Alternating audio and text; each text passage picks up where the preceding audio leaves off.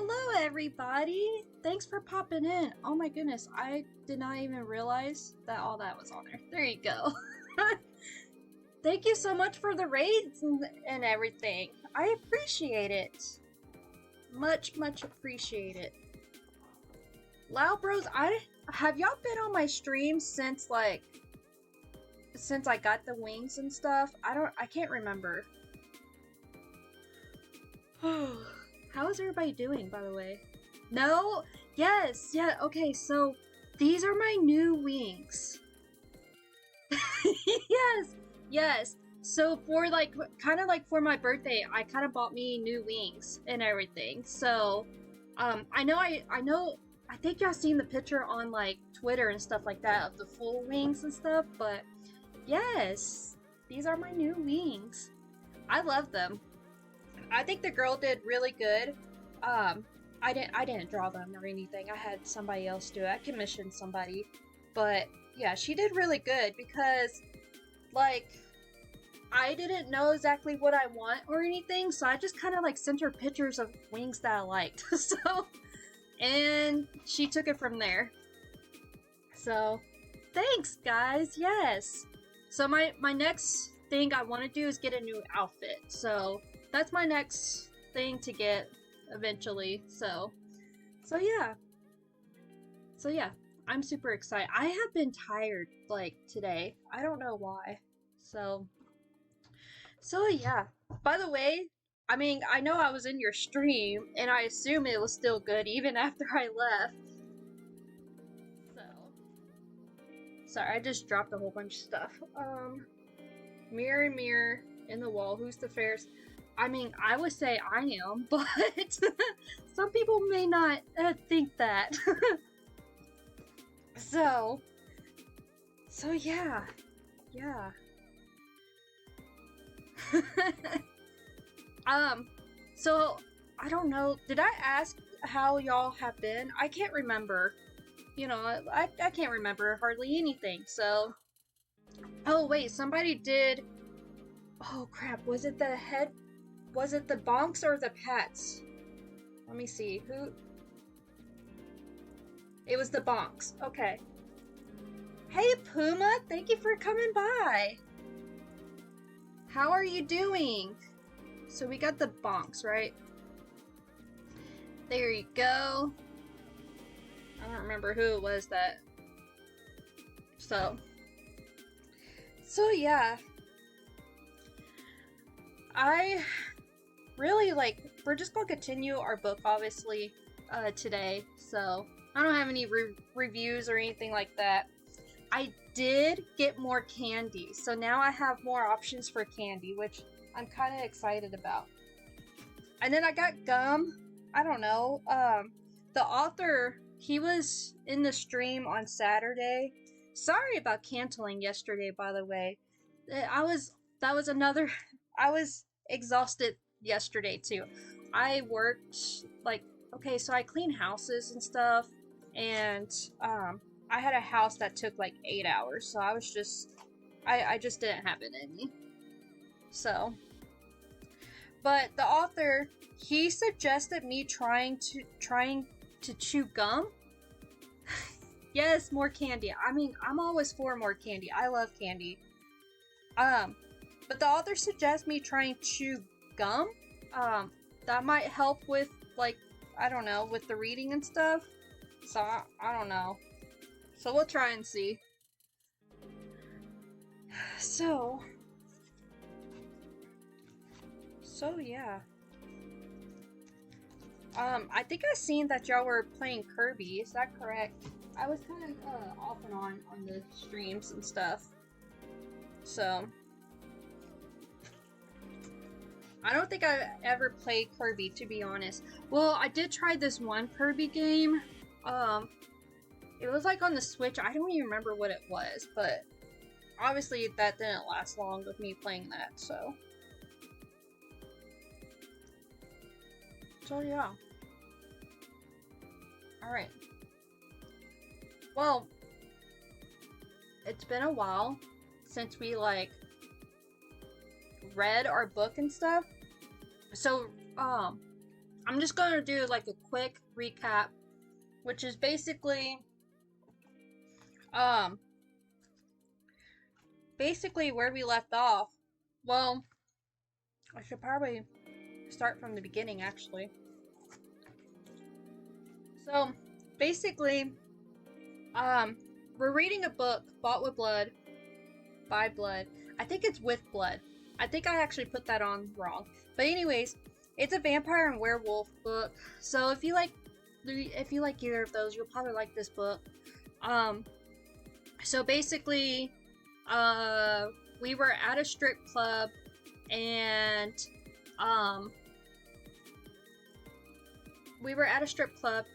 two girls were doing like a private show or whatever. And while they were doing this private show, they got attacked by the customer or whatever, because apparently he was like a beast or something. And so then from there, they attacked the two girls. One is going to the hospital. The other one actually, like, they were taking her home or something like that. And the one on the way to the hospital, I believe, they were in a car wreck or whatever, and she actually ended up turning into like a vampire or something. I don't remember how, but anyways, so like she turned into a vampire, and now she's at this house or whatever.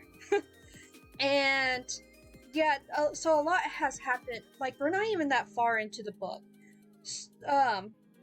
So she's at this house now that's with like other vampires, and one of the guys that run the strip club, he actually went to this other club that the attacker was from, and we found out that like his sister runs that club and stuff. So he's just like meeting up with her and whatnot. I don't think there was anything other major stuff besides that. I think that was like the gist of it. So the important things is the one girl turned into a vampire, the other one's at her apartment basically. And one of the guys, the main guys from the strip club too, he's at this other club and whatnot. Oh, we did see his sister like basically attack a person that was at her strip club and like drink their blood basically. So that, I think that was the last part of that scene. So I know it's been a while, it's kind of like all over the place. So okay. Oh, you know what, I need to switch screens. I almost started reading without the proper screen. There we go. With my little dragon.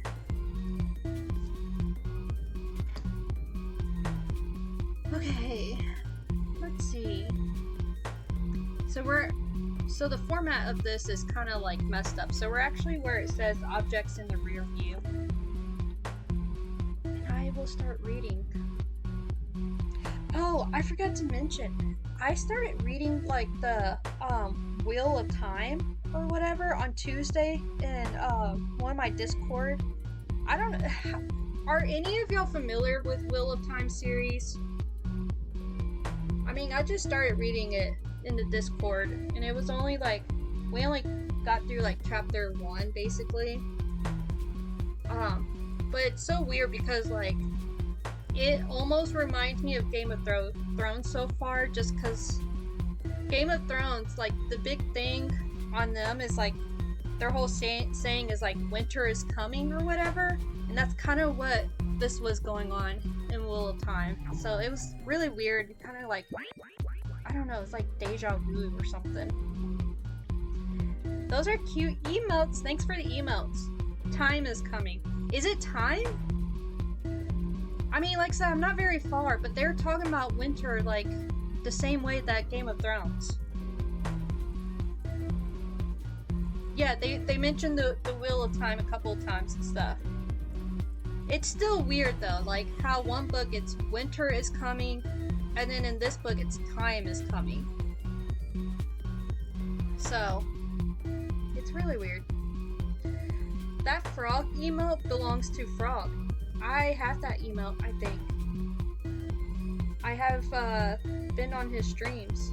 I haven't been on them lately because I feel like he's been streaming super late.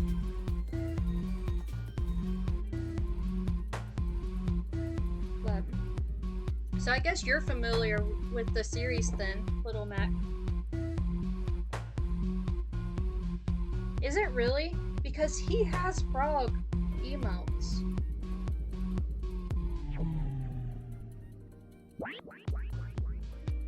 I can't find them right now.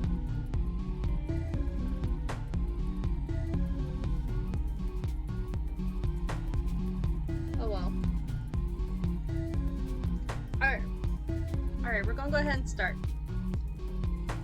Blake left the dressing room, walked out beside the stage, adjusted his collar on a button-down shirt, and carefully began rolling the sleeves past his elbows.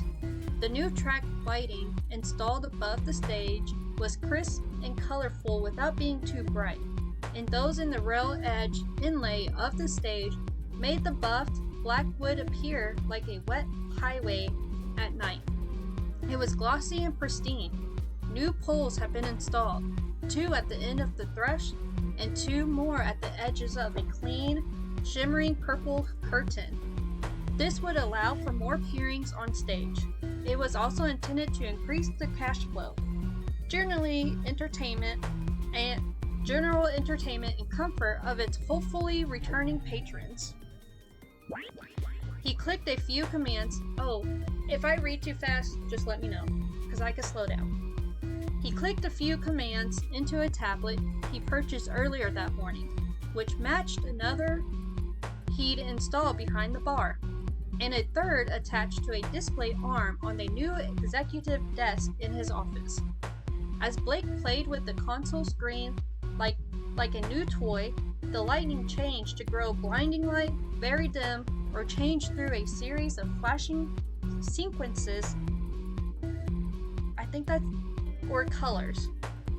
Also at his fingertips were commands for a new alarm system and climate control, which he adjusted now to bring the room to a cool 63 degrees. The new floor plan, which included the removal of a wall where the VIP lounge once was closed into a corner room, was now open and lined with a group of 3 long black leather curling couches with low seating, each separated by thick, sound-dampening partitions.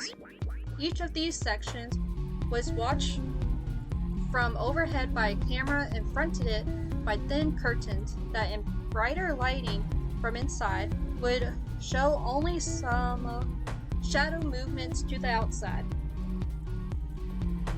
Blake set down the tablet on the polished bar top and smoothed his curling hair into a tight ponytail, as it was nearly time to bring the public back into the Blush Club, formerly known as the Rogier DV, before its abrupt closing just a few nights ago.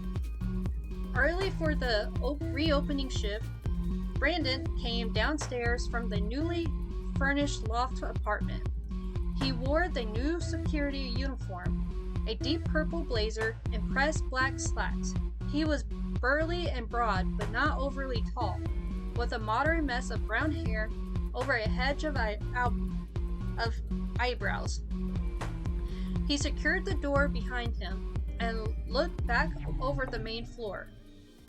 "Not sure about the new name, boss," he shrugged, "but we did need something simpler. You sure all the updates were worth the expense?" "Every penny. The place was falling apart anyways. It's amazing what a few guys on a tight crew can get done in a short time when they work together, isn't it?" Blake grinned as he adjusted the volume setting and queued up some music. "We'll know within a week or 2 if we're going to do well. I called in a favor to send some business our way." He walked around behind the bar, where another young, fit doorman in a dark purple suit that matched the cooler's updated attire escorted 4 girls in from the back door to prepare for the start of their shift. I'm glad to see the look isn't all that changed, Brandon noted as he pulled on his lapels and saw that the girls were more showing excitement in the decor as opposed to fear of returning.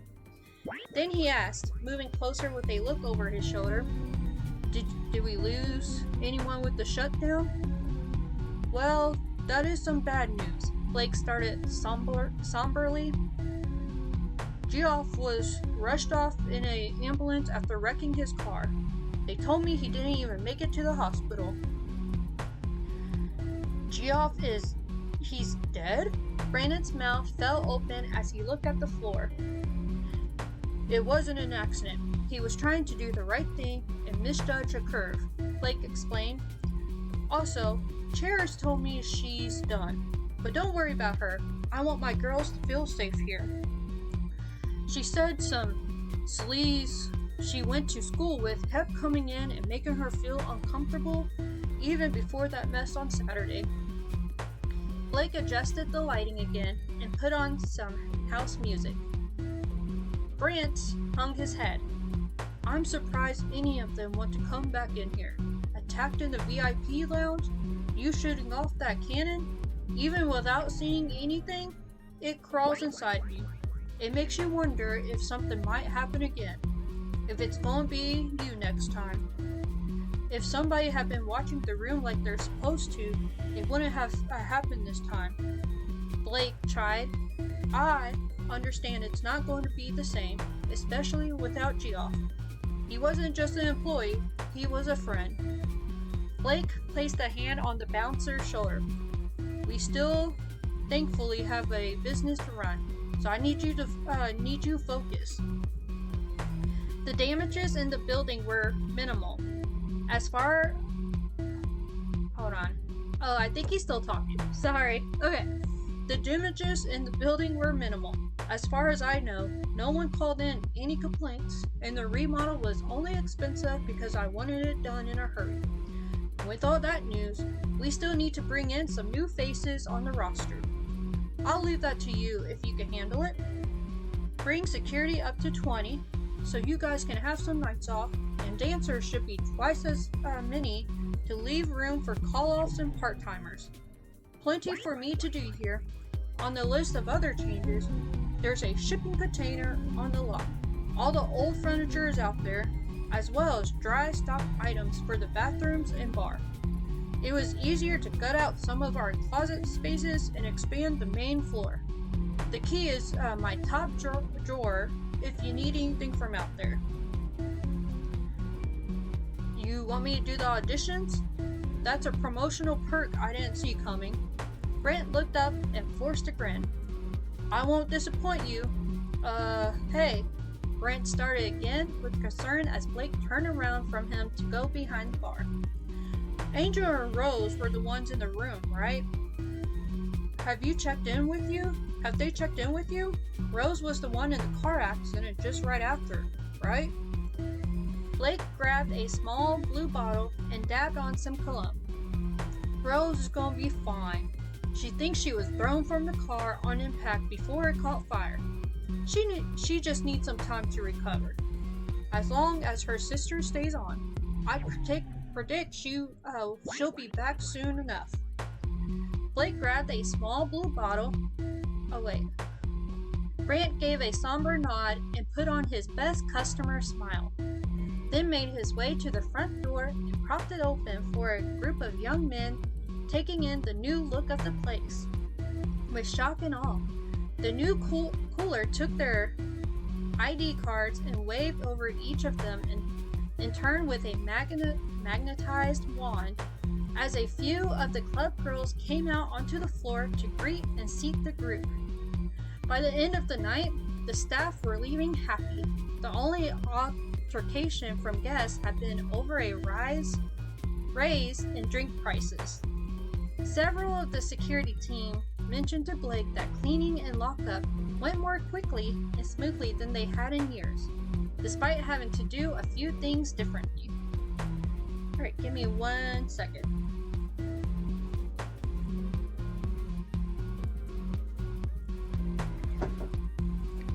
Sorry, I had to get a drink. Alright.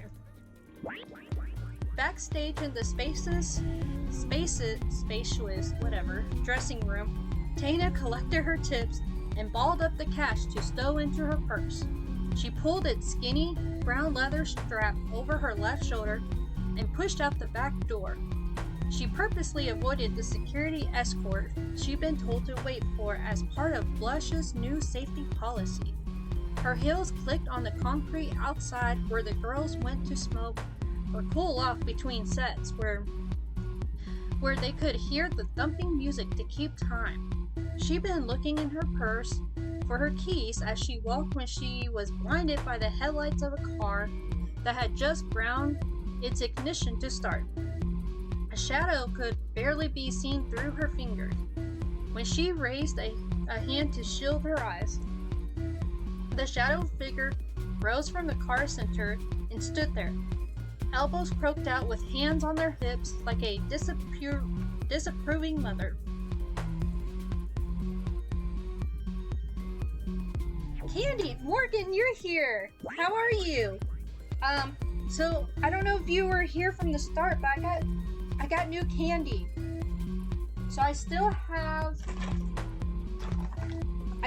Rolos and Whoppers. I have like some gummies. And then I have Snickers peanut butter, peanut M&M, peanut butter M&M. So I have choices today. You're fine. How was work anyways? And those are the choices. That's all I got. And peppermint bark, of course.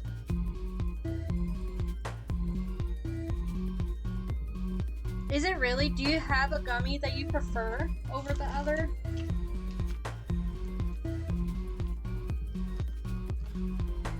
Hold on. Oh crap. I just knocked my mic over. Sorry. Give me 1 second.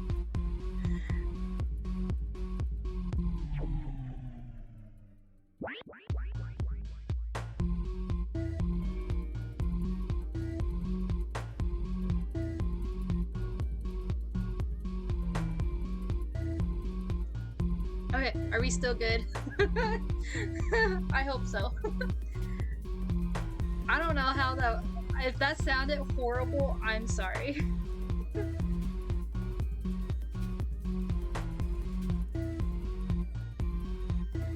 Okay, what's the old school? I don't know what gummies those are. I mean, isn't like gummy bears pretty old school? Or am I just like too young for that or something?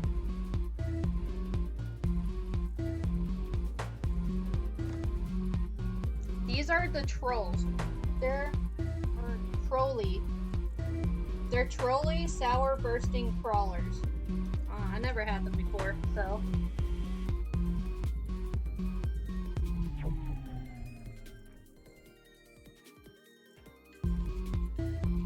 Whoops. These are actually pretty good. There's like juice in them or something.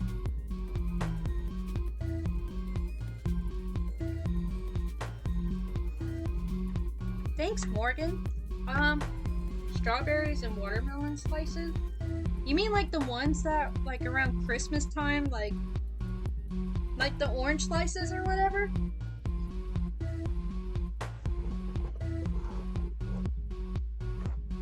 I don't know, I could...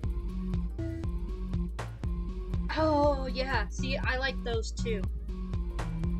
We would, like, I used to get orange slices, like, actually around this time every year. I really like those. I actually have not seen those. I didn't see those when I was at the store today. So I don't know.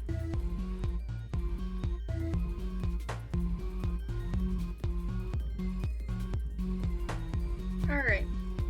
So let's continue. Where was I? I got off track.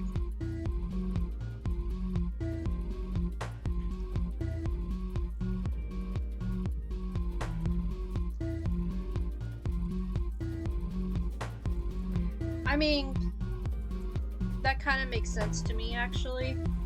I feel like dollar stores have a lot of like the old school stuff because they're probably just not like they're probably not that popular anymore, you know?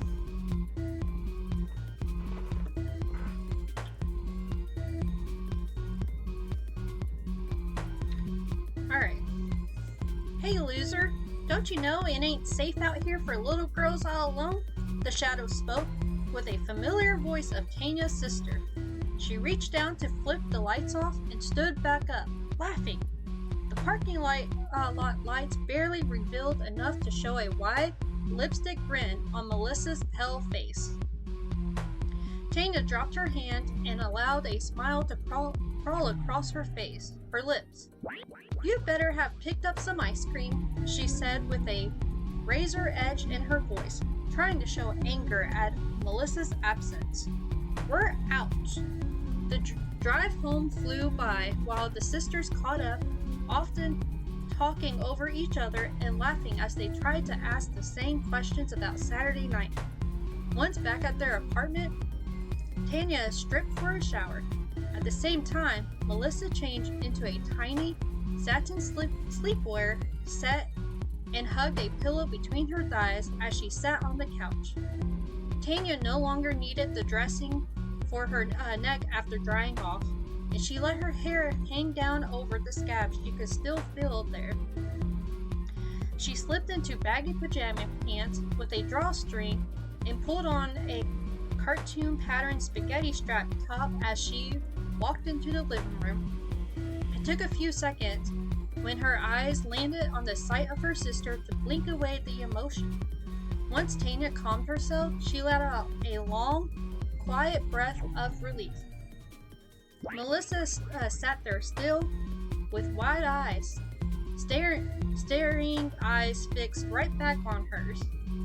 So, you said it was a long story, Tanya cried again as she had in the car when they started on their way home. Let me get some spoons, and you can tell me all about it.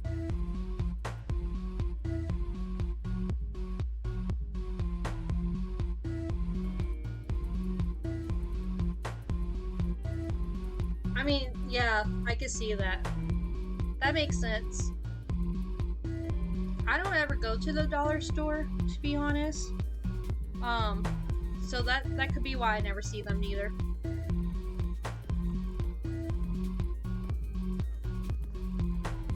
So, around here, I mean, I think there's like 3 different dollar stores, but I just don't ever think about them, to be honest. I forget about them. A moment later, with one unused spoon sticking out of the far end, Tanya took a large spoonful for herself and placed the carton back on the table between them. With an inquisitive brow raised, she waited impatiently. Okay, so I'll tell you what I can remember, Melissa finally said, rolling her eyes, but you have to promise not to freak out, okay? I'm here, and I'm fine. Tanya leaned in, taking up her spoon and the carton again. She gave Melissa a half-hearted offer of the ice cream, who waved it off to continue. When I woke up, I was just a few feet from a wrecked car. I turned back to see it was our bouncer, Geoff, in the driver's seat, and the car smashed into a brick wall, Melissa continued, without allowing Tanya to interrupt with her whimpering mouth full of dessert. I was dizzy and I saw blood on my hands. I could even taste blood, so I must have woken up when my face hit the road.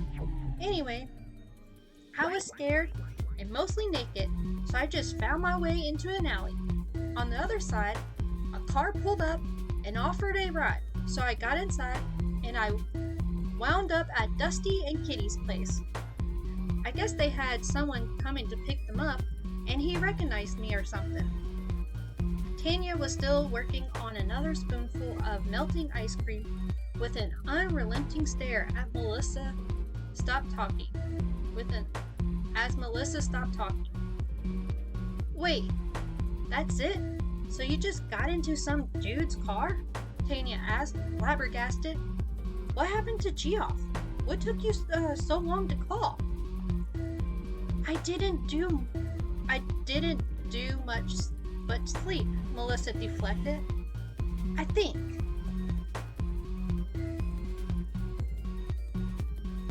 Either way, I don't remember much else besides being hungry and tired. Anyway, I'm going to see a doctor in the morning. Early.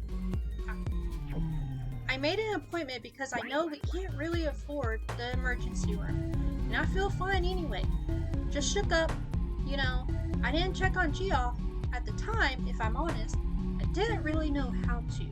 I was pretty messed up. Melissa turned and held the pillow on her lap after crossing her legs in a tight pretzel. What about you, Tilly?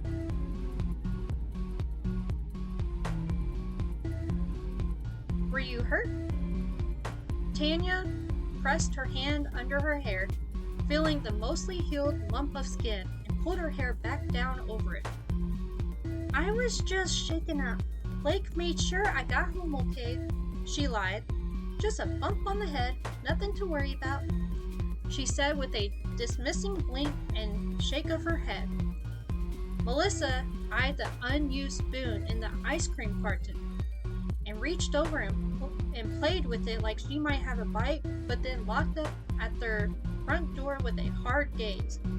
Before Tanya could ask what was wrong, Melissa jumped up from the couch as if her father just caught her with a boy. She had her body tucked and her arms out at her sides like a collegiate wrestler, squaring up. Tilly, get out of here now! Out the back! Window! Out the back window! Sorry. The format kind of throws me off a little bit. Tanya sat up, looking around for anything out of place for a long moment, and finally stood as the front door splintered inward with a thundering ruckus. The figure coming through the door frame was a terrifying shadow of snarling, muscular fur already charging into their apartment. At a place so terrifying, Tanya ran down the hall to her sewing room towards the window facing the back lot behind the building. She didn't slow down to grab her purse or phone or look back to see if her sister was following her when she pulled herself outside into the cold night air. The slope awning below her window did little to brace her fall. She brought most of the aluminum and posts down with her to the ground, where she clambered back to her bare feet to run to their vehicle. She had barely reached the side of their building when their car squealed into view with Melissa at the wheel, with the window down and screaming for Tanya to jump in. Her sister only slowed the vehicle long enough to let Tanya dive in head first before flooring the gas pedal. Before the tires gained traction, the sound of glass broke out above them, and the beast giving chase landed on top of their car. The impact dented the roof inward and shattered the rear window, but the wolf-like monster slipped off onto the road. Melissa could see the creature in the mirror as she jerked the wheel to turn down a main road away from it and sped up to make a getaway. Tanya managed to pull herself the rest of the way in and righted herself to sit so she could look back through the shards of glass. She screamed out at Melissa, "What the hell is going on? How did you get past that thing?" Melissa replied just as loudly, as if trying to match her volume. "I don't know, okay? I just slipped out. We just need to get out of here. Where can we go?"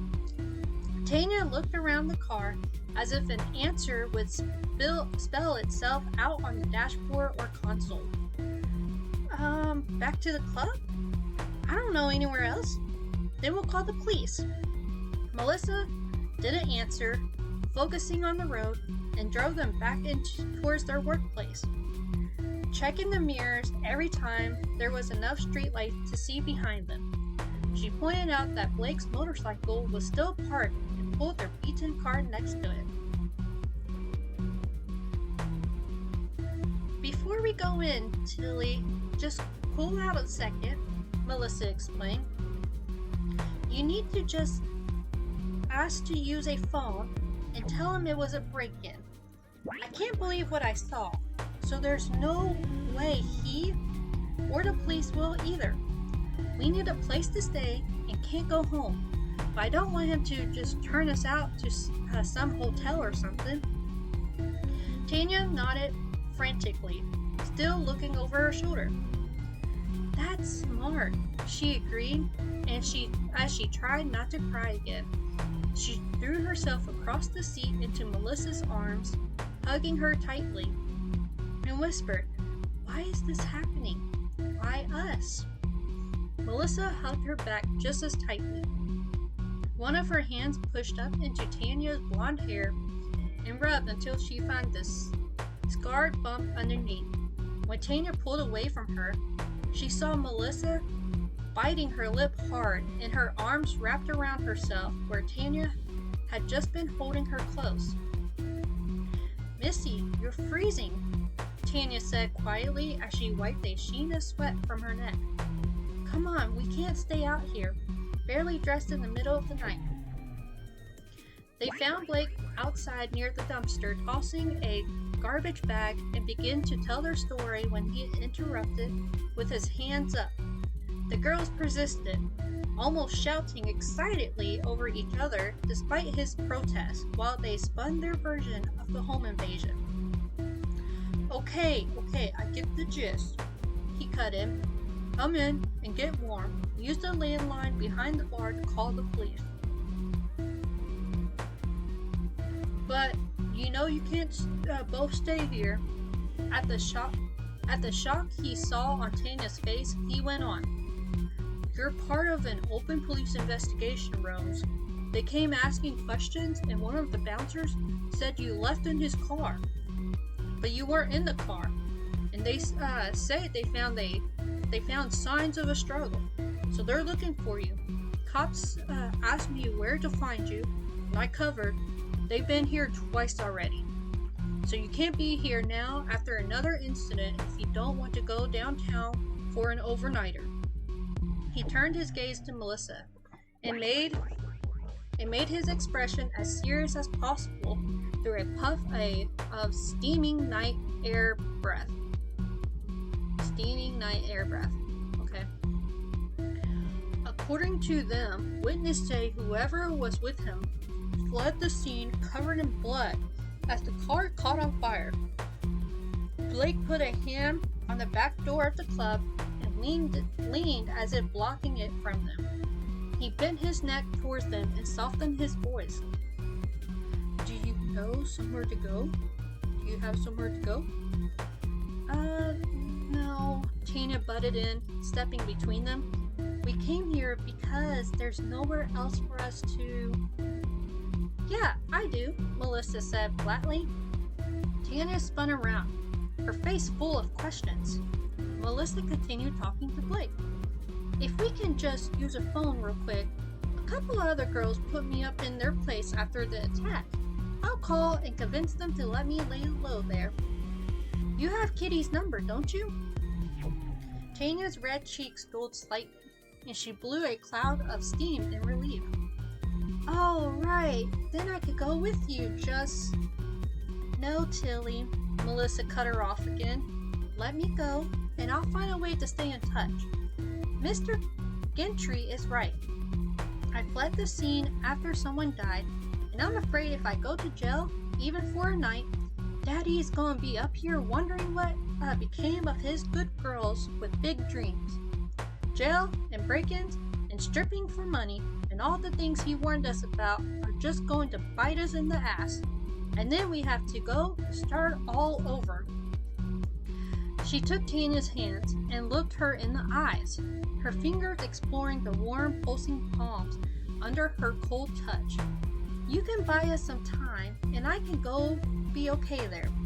Maybe the girls can help me find us a new place while we wait on the police and insurance and everything. But before all that, she said, looking over Tanya's shoulder to Blake, can we get inside out of this cold and get some clothes on? Angel here is shivering while we try to sort all this out. Tanya hugged her again, openly sobbing this time. She nodded slowly into her sister's shoulder. Tanya didn't wipe away her tears as she turned, taking Melissa's arm to walk into the building. Blake held the door open, taking one more look into the lot before following them inside. I'm gonna pause there for a minute. This is gonna be the next chapter. If I could find my mouse. There it is. Okay, give me 1 second, I'll get a drink of water here.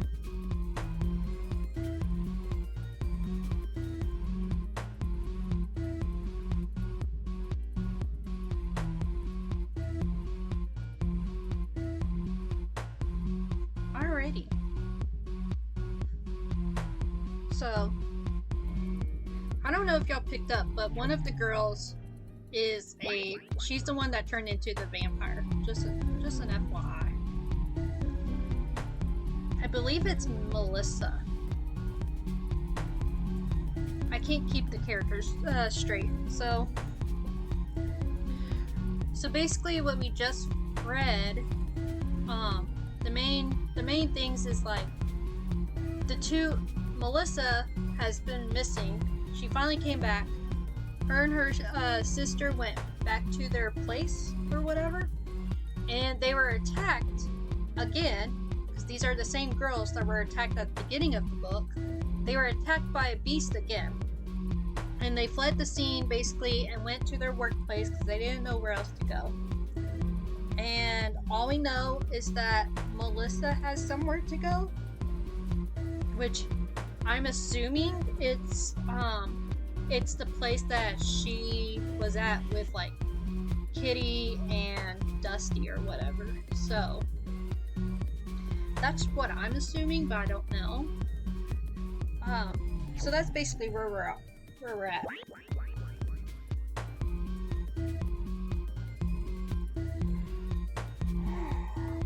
Morgan, I've been meaning to ask you, like, have you, like, and that's if you're still here, but have you, like, I feel like you haven't streamed in a while. Like, am I just crazy or something? Like, I feel like you've kind of been, like, missing. MIA. So, alright. Good. Keep on going. Sorry for the yawn. I've been tired this week. Okay. Even though she had called Dusty when Melissa walked outside, she recognized the car Thaddeus drove waiting in the lot. When the lean, elderly chauffeur stepped out of the driver's seat to open the back door, Tanya's jaw dropped. Dusty and Kitty peeked out to wave at Tanya. Hey, don't mind the car. We rented a party limo because we couldn't decide where to go drinking. We were on our way home when you called, Kitty said. Dusty added as she got out to make room for Melissa to sit in the middle. Oh gosh, okay, she's the one with the southern accent. I did watch some videos, of the character that the author was saying that she's based off. Okay. Hold on.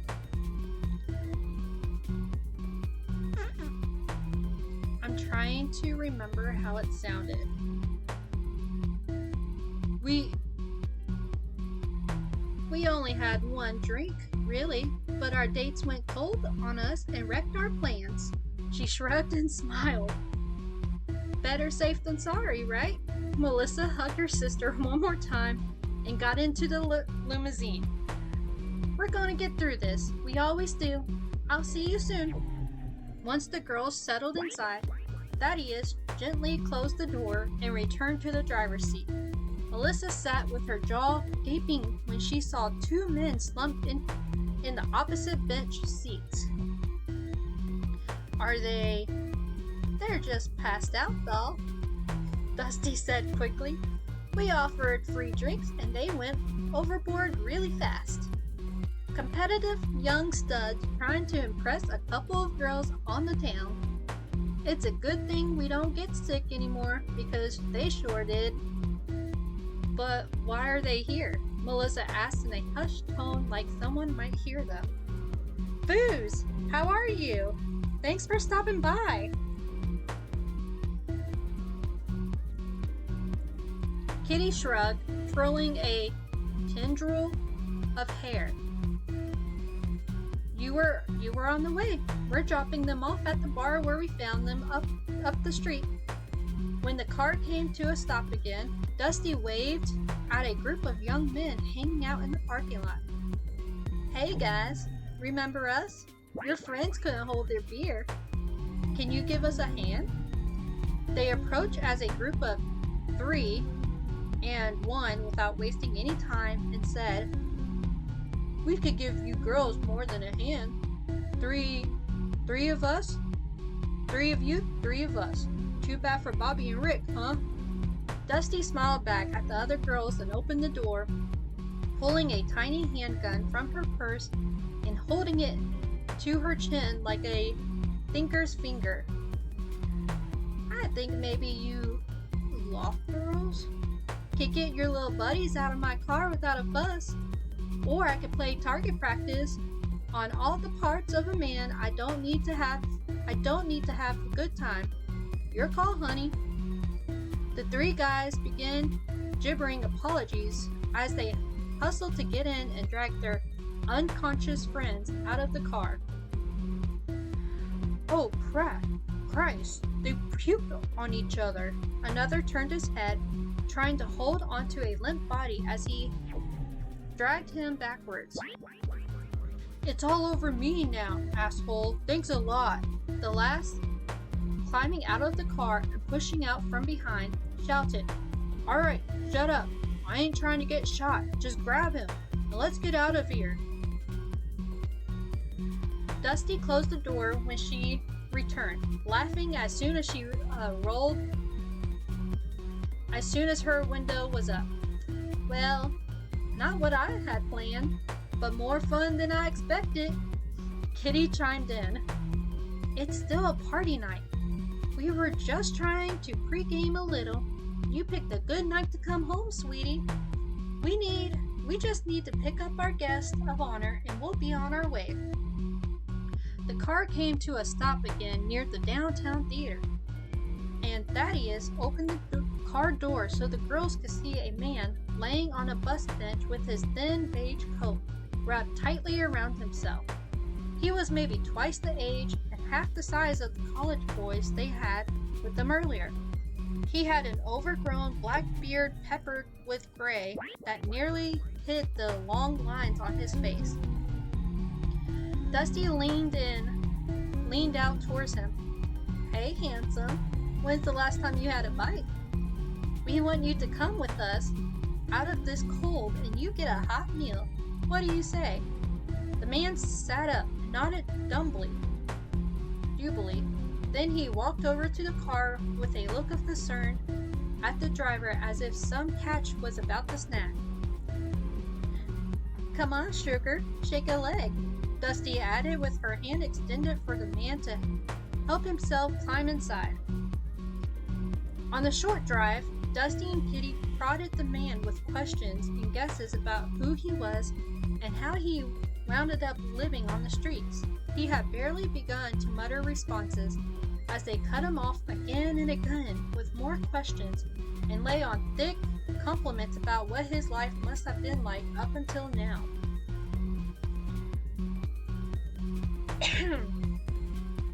The more they spoke, the more Melissa's head turned between them, like watching a close tennis match at Arthur's Ashe. Her eyes growing wide and her mouth gaping.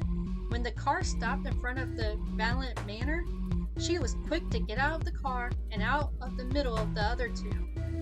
Thaddeus escorted Melissa to the door himself, separating her from the other two, who took the vagrant man towards the kitchen.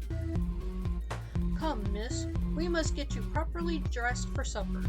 I've taken the liberty of selecting an appropriate dancing ensemble for you when you meet Master Fletcher tonight. But I thought you said I shouldn't meet him before I... Preparations are in place for this evening. You will have ample opportunity to tame your thirst before proper introductions are made. Thaddeus had a soothing, fatherly tone and said nothing more as he took her to her room to clean up and change. Inside the room, she saw at first a deep, lengthy white box on the chest at the foot of the bed. It was wrapped with a silky black ribbon and had a small note attached that read, "Welcome home, Atticus." She pulled slowly at the ribbon, stretching the moment a bit longer. She looked over her shoulder at the closed door as if someone was standing there watching the way a parent watches their child on Christmas morning. Melissa lifted the lid and unfolded the tissue paper to reveal a shimmery, formal-length gown. It began at the top with sequined, peacock-inspired embroidery over a tightly woven charcoal mesh. The single sleeve of the one-shoulder dress ended in a finger loop and twinkled in feathery green and black. She had to stand to lift the entire dress to see it in full. Excuse me. The gown had an indigo skirt featuring a hand-stitched folded peacock tail down from the hip across billowy satin. Its back was formal length with a knee-high front, and its visible underlay mirrored the mesh top. Give me 1 second, I gotta get a drink. Oops.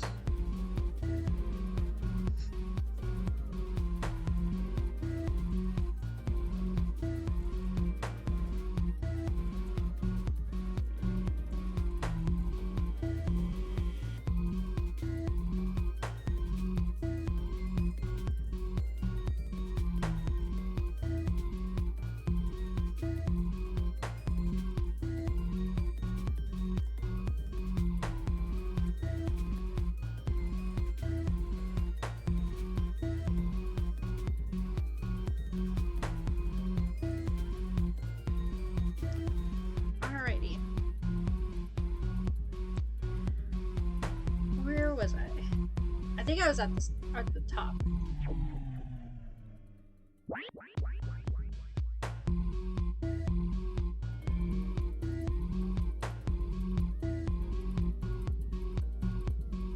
Yeah, okay.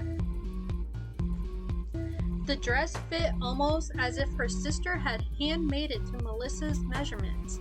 Melissa took a few steps around barefoot before going to the closet to choose a pair of strappy black court dancing shoes with mid-high heels detailed with rhinestones. She returned to the chest and moved the box to sit down.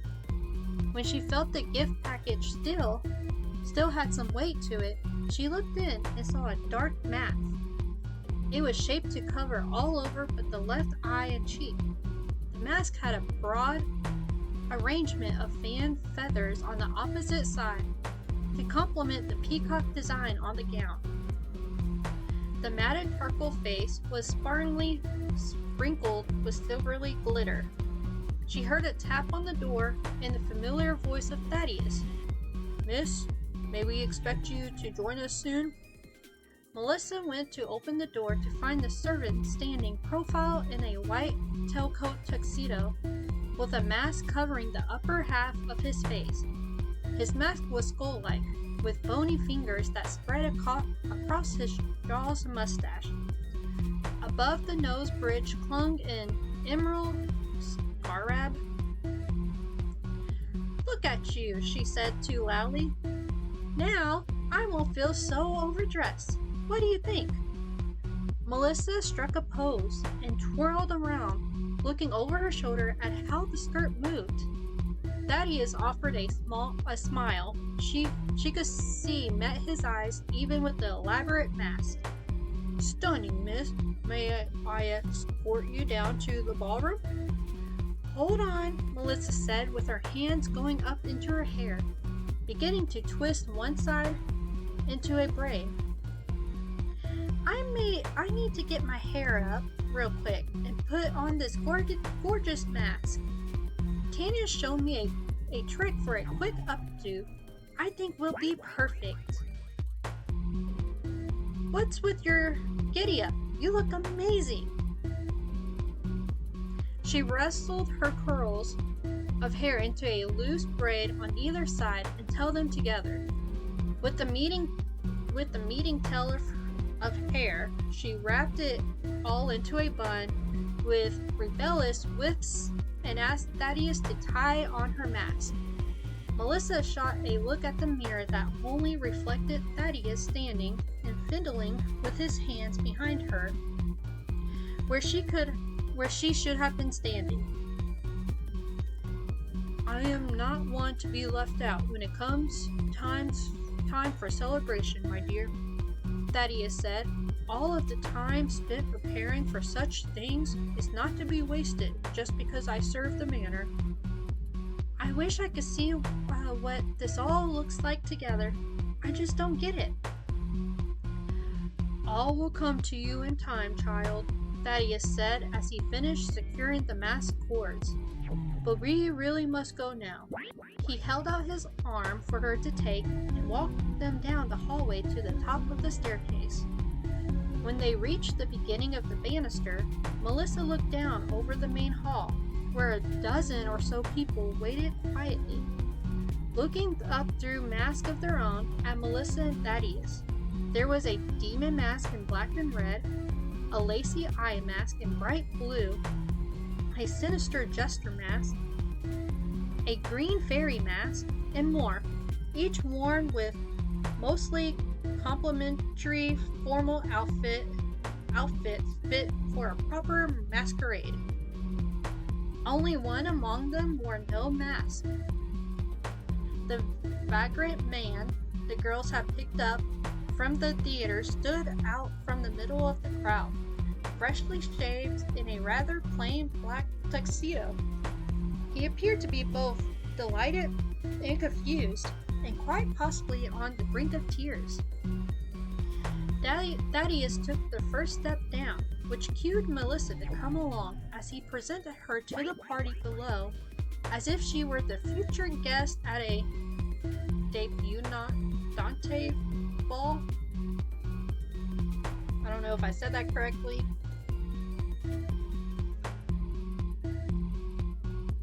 Buttons, how are you doing? Did you stream today?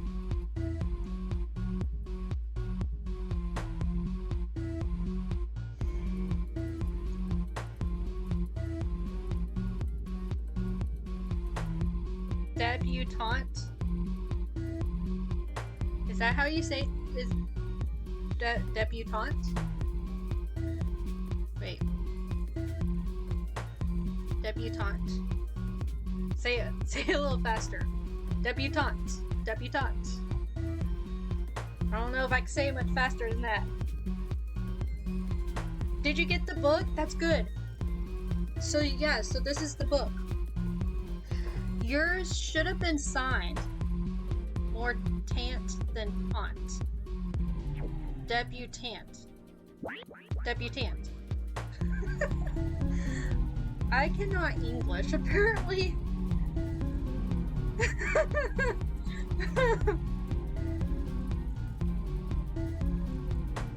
The accent? Wait, is there an accent?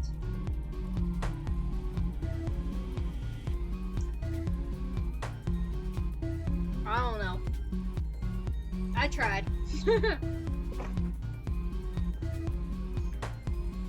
Wait, Morgan, did you miss the southern accent again? How's... Yeah, it should have been signed buttons. So, the author signed it and stuff. I hope you enjoyed it. Really, you enjoy it. If you like vampires and werewolves, you'll like the book. It's a southern dance? Wait. How is it a southern dance? I'm familiar with South stuff, and I never heard of that. Well, I know it's a ball. I assume, because it's a... Yeah, it says a ball. Is it like an old school southern thing?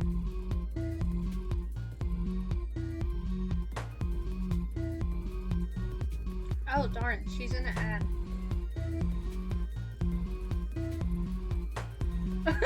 No, you're not. Oh, that's probably why I'm not familiar. I don't know old school stuff really.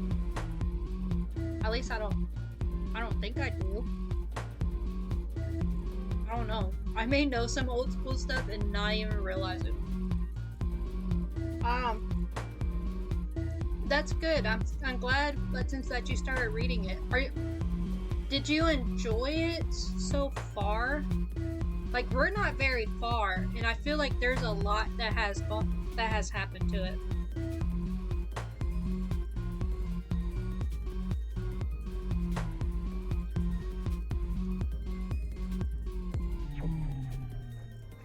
Alright.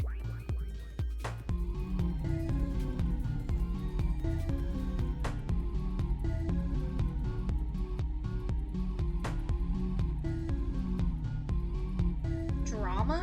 Wait, how is this ball drama?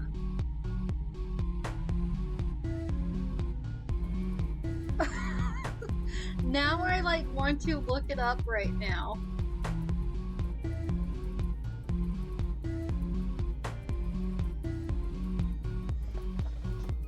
Hold on.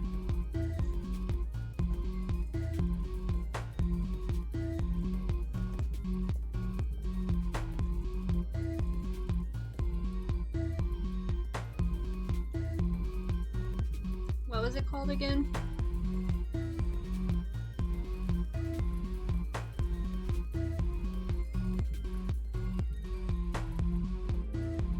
Debut.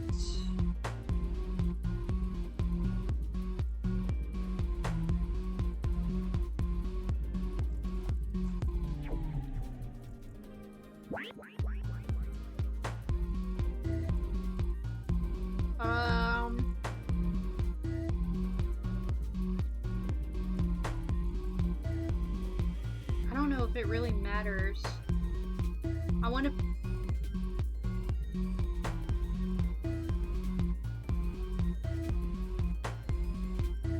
Here we go. Maybe this one.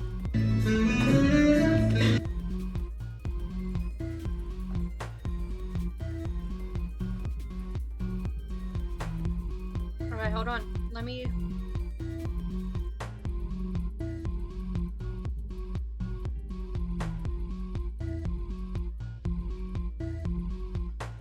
I've been to Texas. I know people in Texas. I've never heard of this. Okay, hold on. Let's hide that.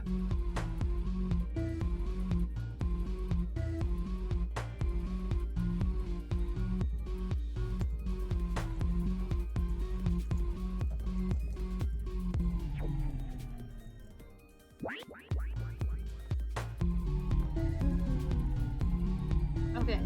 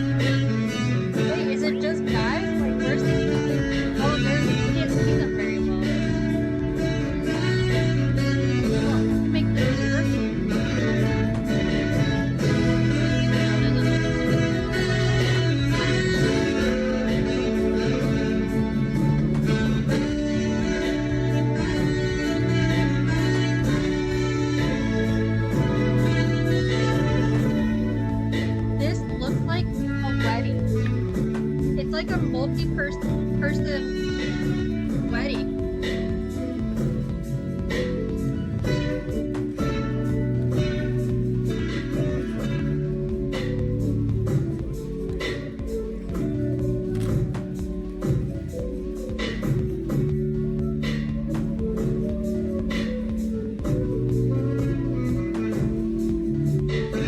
Really loud.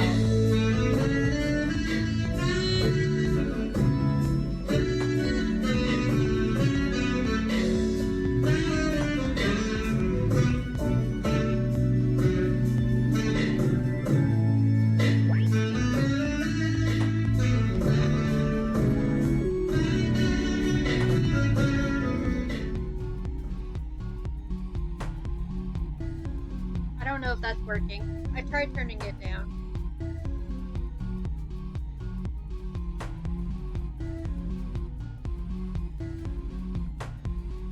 Did I turn it down too much?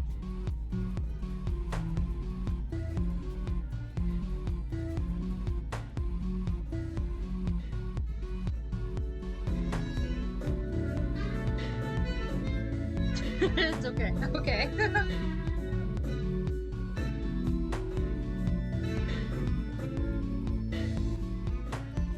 I mean, it really does look like a freaking multi-person wedding. It's weird.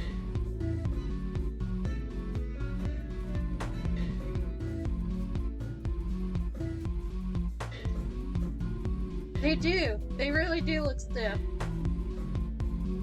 Even like the dresses themselves. This looks so boring to be a part of.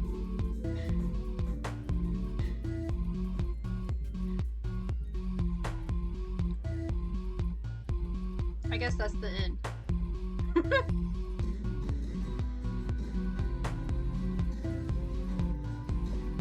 What are they doing now? They ain't doing anything.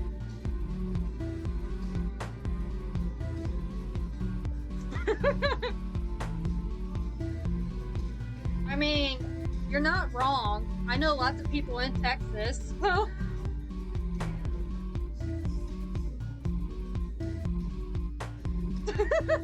Yeah, I'm about to close it. This is weird. Okay.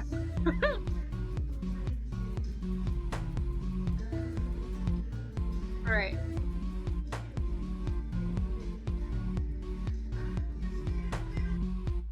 Enough of that.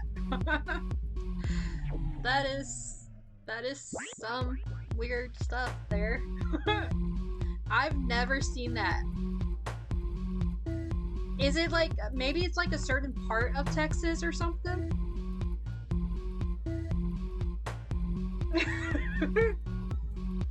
Spoons! Thanks! Thanks for the biddies! Wait, that's a cute emo. Is that like one of those like nine-tail foxes or whatever?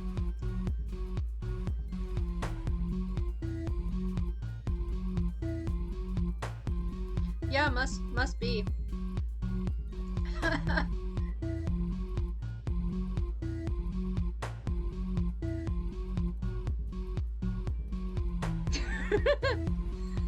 I mean, it's cute. I like it.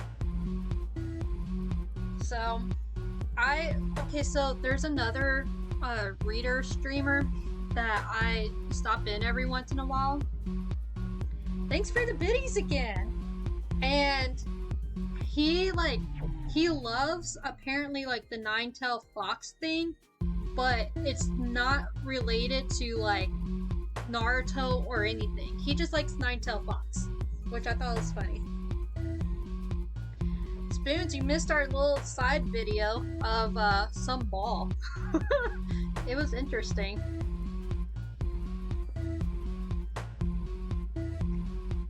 Alright.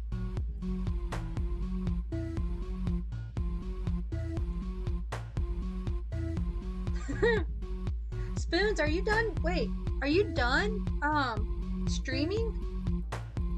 Did you do the naughty and nice list thing?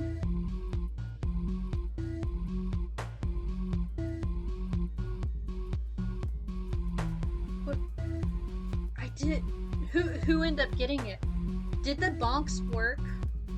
They were working.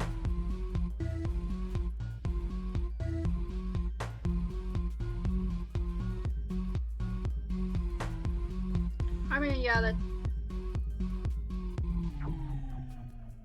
No, why aren't they working? Here. They were working. I don't know why they're not.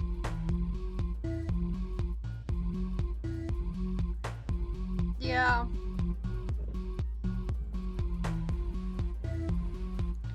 Well, I had to manually do it. So I had that trigger fire or whatever. But for some reason, sometimes it doesn't. It doesn't do it like it's supposed to. So like sometimes it does, and then other times it seems like it doesn't. Cause like the Loud Bros were in here and they used it and it was fine. So I don't know. I struggle with the trigger fire for some reason. I mean, I struggle with every technology, it seems like. I couldn't even get chat rewards to work earlier.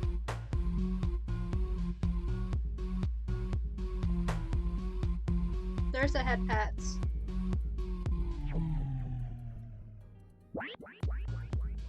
So who ended up winning the naughty or nice list thing or whatever? Thanks, Spoons! I appreciate it. Thanks for the biddies.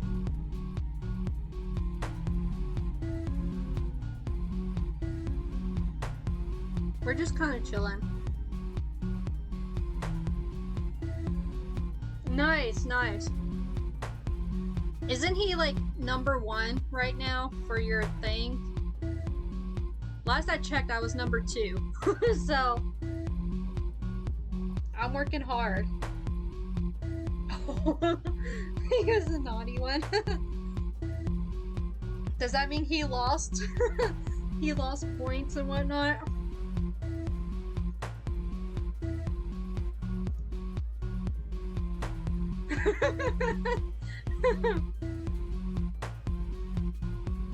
You know, I have these faces that I have not even like used.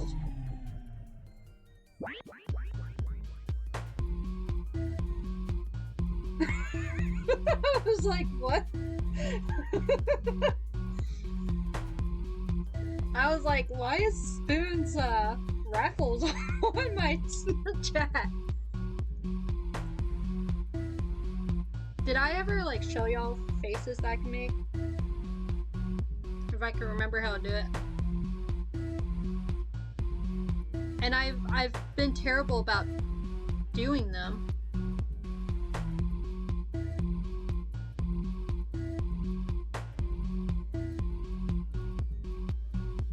Well, now I can't remember how to do these.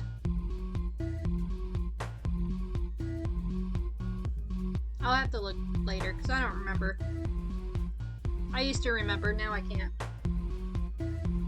Spoons! Thanks! Oh my goodness! Okay. So, oh my gosh!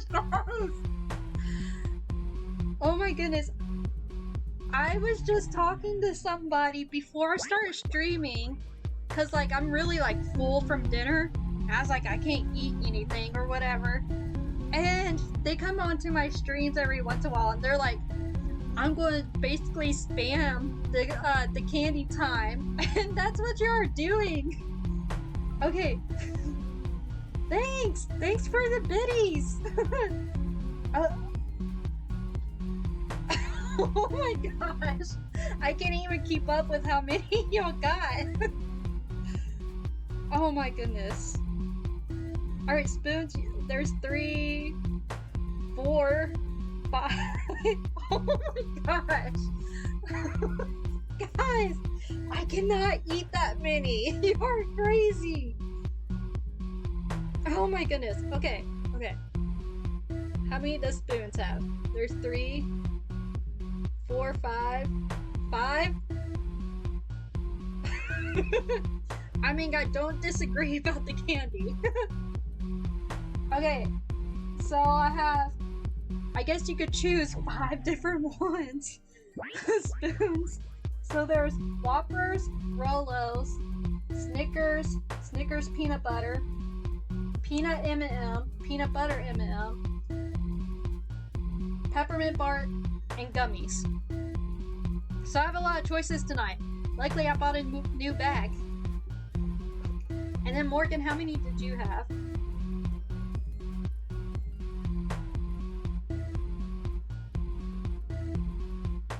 3, 4, 5, 6, 7. 7. Oh my gosh. I agree. I mean, peppermint bark is like my favorite anyways, so it's not a disappointment. I'm running out of peppermint bark.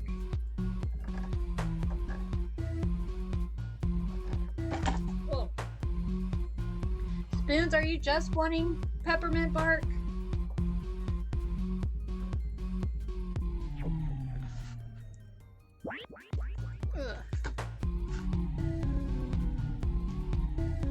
I just snapped them.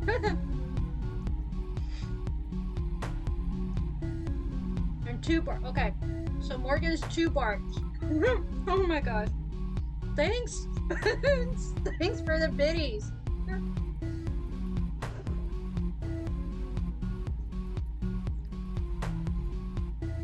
Okay, I ate 1 peppermint bark so far. I really wish I had like an animation to show, you know.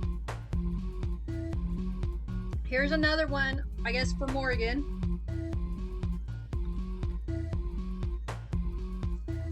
Oh my goodness.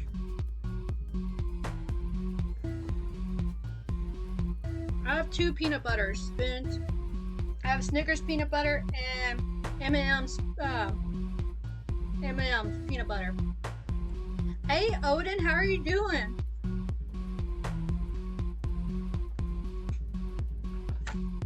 Okay, so this is the third peppermint bark. Oh my gosh. I'm gonna be up all night because of y'all. I'm doing great. Apparently people are trying to get me on a sugar high, so, or a sugar rush, whatever you want to call it.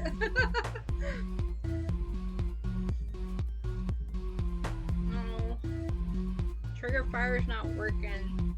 Wait, there it goes. Now it's working. See? I don't know. I'm just such a funny, cutesy little fairy, aren't I? Yeah, I made that my own sound one when when you said you couldn't get it for yours. Oh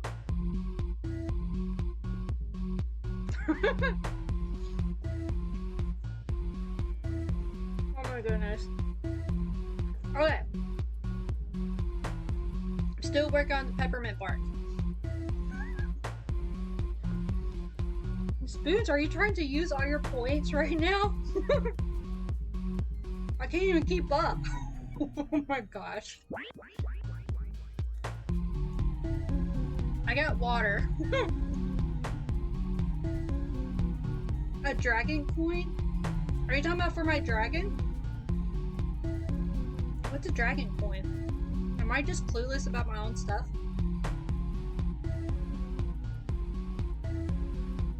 Okay, I just drank some water. Thank you for the hydrate. Oh my gosh. I'm still working on spoons. And Morgan's. Morgan, what did you say? Oh, see, I don't even know my own stuff. Okay, let me open this bag real quick. I don't want to make a ridiculous loud noise, so hold on.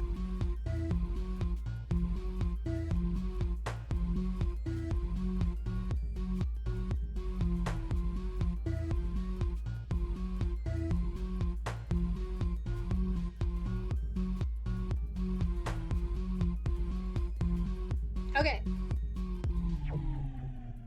Yeah, have a good night. I hope your head feels better. Thanks for stopping in, Spoons. I appreciate it. For the candy, which I'm still working on, and the biddies and everything.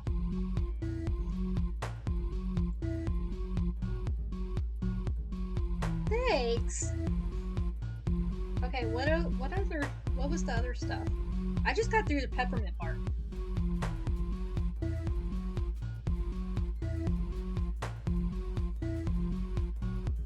The M&Ms. So he wanted M&Ms. Okay, we got M&Ms. And then, Morgan, what was yours that you wanted?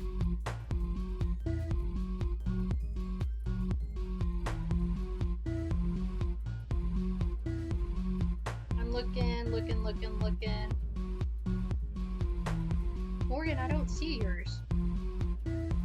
Did you tell me what you want? Oh, Snickers, M&Ms. Okay, I got one more peppermint bark to do. Okay, here's the peppermint bark again. Like, I can't even eat this stuff fast enough. I'm such a slow eater too. Okay, I think I did all the peppermint bark.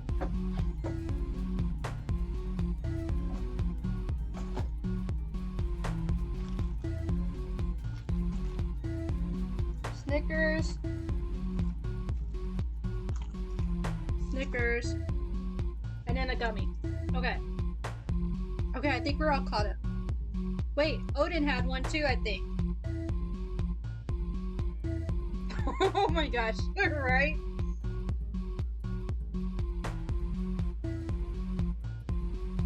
Yeah, Odin. Okay, so Odin, your choices are Rolos, Whoppers, Peppermint Bark, Snickers, Peanut Butter Snickers, Peanut M&M, Peanut Butter M&M Gummies. I think that's it. Yeah, I'm gonna have to definitely brush my teeth. They're all trying to rot my teeth out. Okay, just ate the gummy. Oh my goodness.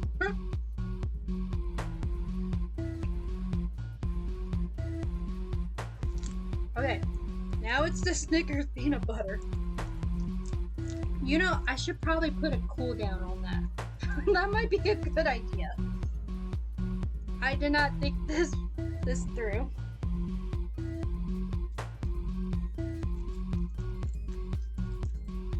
So you want the gummy, okay. So it's like those Trolleys, like sour gummies, but there's like, it's kind of like a, they're bursting, so they have stuff in them. Okay, peanut butter Snickers, which I never had this actually.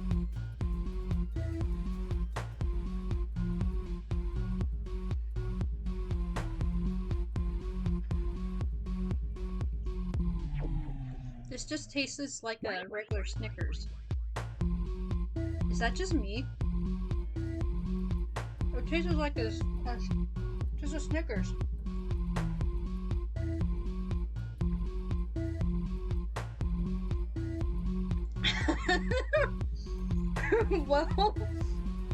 well, I mean, not like a long timer, but like, I'm basically like just chowing down on candy.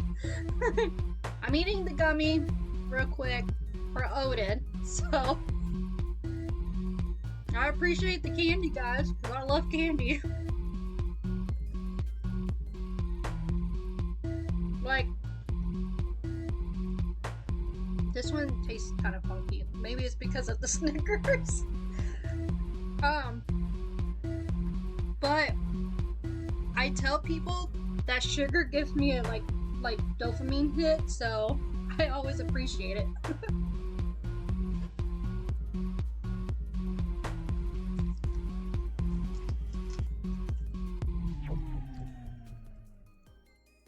Oh my gosh, no, I could not do that, Morgan. Let me get a drink of water. That's what I should be doing.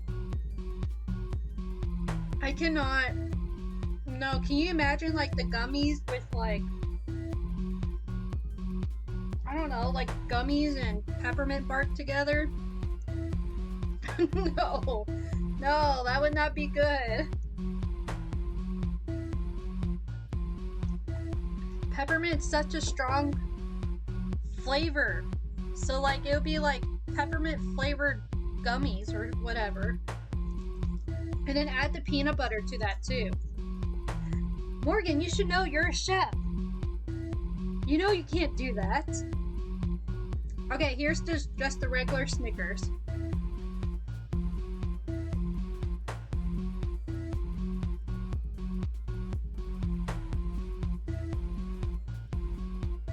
You know, I should have been eating this candy while we were watching that video.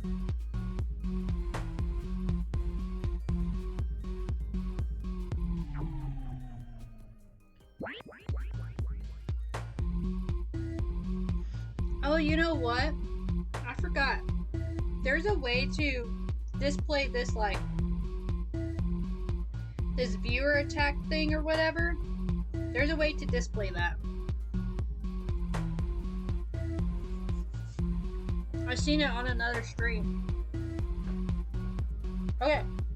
I'm still working on the Snickers.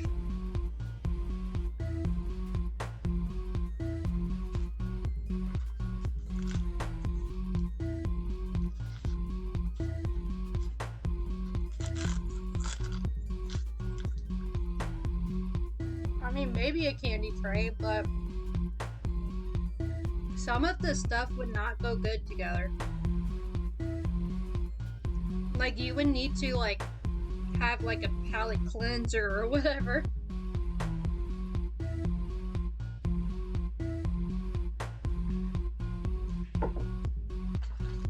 Okay, I'm on the last thing now, which is the peanut butter M&Ms, which I've had these. I love peanut butter to begin with, so I really like these.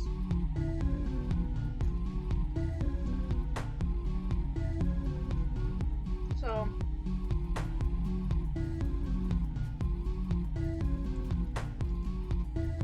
okay.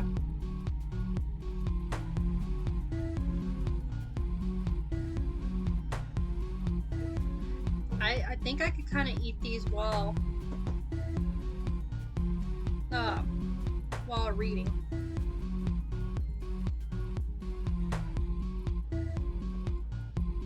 Okay. I don't even remember where I was. I think at the very top. The most recent addition of our proud and illustrious family here at Balin. Oh wait, he was talking. Let me do that again. The most recent addition of our proud and illustrious family here at Balin. Thaddeus began, demanding their already rapt attention.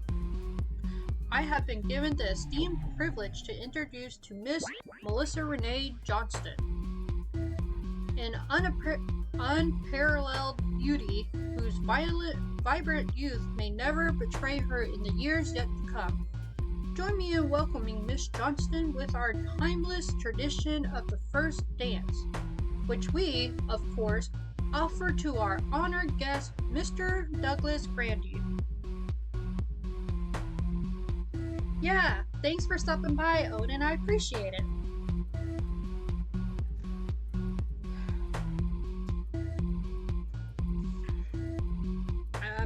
I'm just eating my M&M still, so I'm gonna have to stop.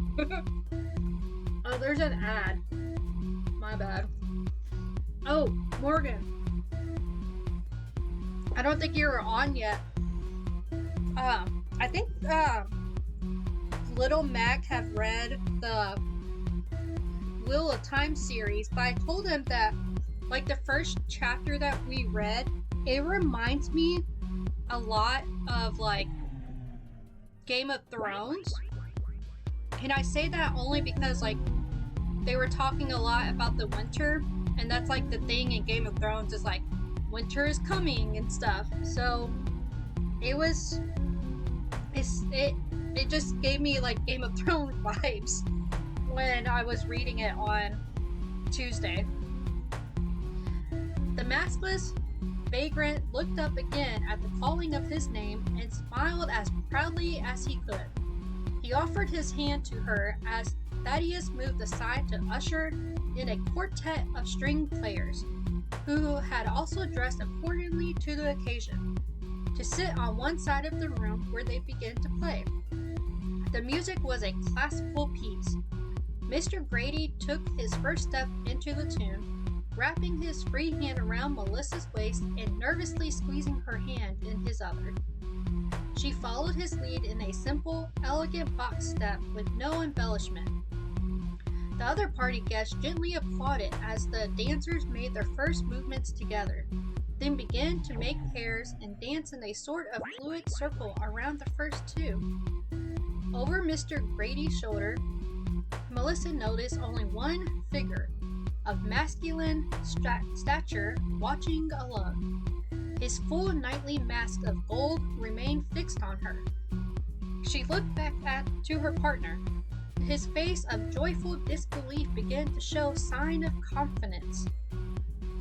He offered length to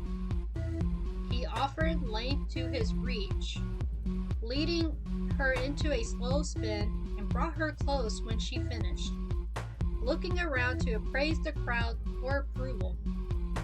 When there was no protest, he ventured again, putting Melissa and himself side by side, adding twisting steps. Her skirt fanned and twirled slightly as she matched his movements again.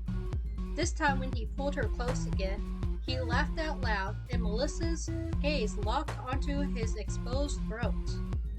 The circle of dancers moved closer, closing the distance as if encouraging a more intimate coupling. The first song had ended, and in the time between starting the next one, the Gold Knight had moved through the crowd, took his place behind her. He began to untie Melissa's mask and pulled it away from her face before she could protest. Hey Marco, how are you doing? Thank you for stopping by. Did the head pat work? I have been having trouble with it. This, I don't know, like, it was working and then it stopped working and then it started working again. So, let me know if it worked, because I could manually do it, so.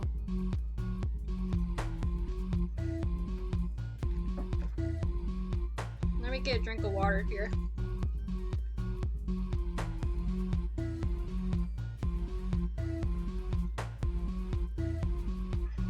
Okay. Douglas looked into her eyes and said, "I hope you'll just call me Doug. This is just too much to..." She leaned forward as he spoke and pressed her lips to his neck. She bared her teeth and pierced the flesh where it pulsed and gushed past her tongue with a warm, smooth stream. A long moment passed before she felt a strong grip pull her away from Doug, who gasped and reeled into a new partner. Mr. Grady's face was a mix of fear and euphoria, but he made no attempt to protest. The woman who took him looked directly at Melissa and suckled sweetly from the same place on his neck. Another woman cut in a moment later, wasting no time on ceremony, and bit Douglas swiftly as he moaned aloud, his eyes wide with mixed emotion. Hey Ottard, how are you doing? Thanks for stopping by. I think I saw you streaming earlier. How did that go? Can you give me 1 second, guys?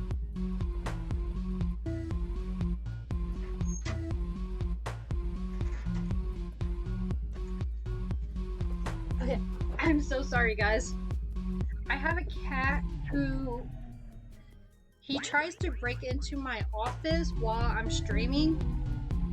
I have it blocked, but I thought I heard him scratching at the carpet.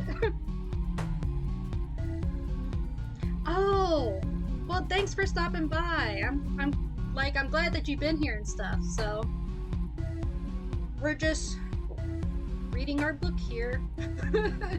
You know, I'm still working on MMs. I have a few. Okay, I have quite a bit left, to be honest. honest. So, okay. This woman, with her gypsy veil mask of coins, let him go to another who tore off and flung away a kabuki style disguise, but took her time to find Melissa's face with her wide eyes. She licked a long trace of the contour of his throat before slowly bending in for a drink. Melissa recognized Dusty's face with a teasing expression before the vagrant was spun off to another woman to have a turn.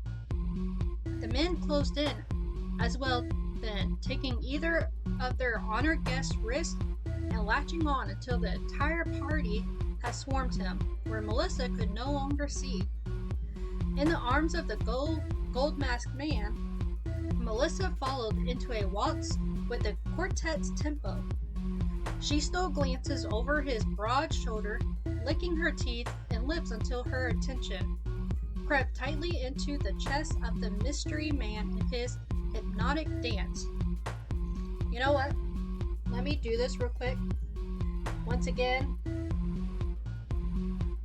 I always forget these.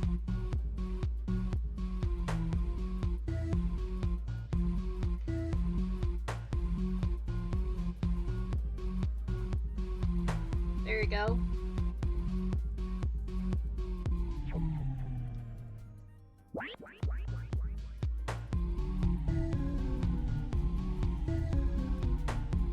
Boobs was here.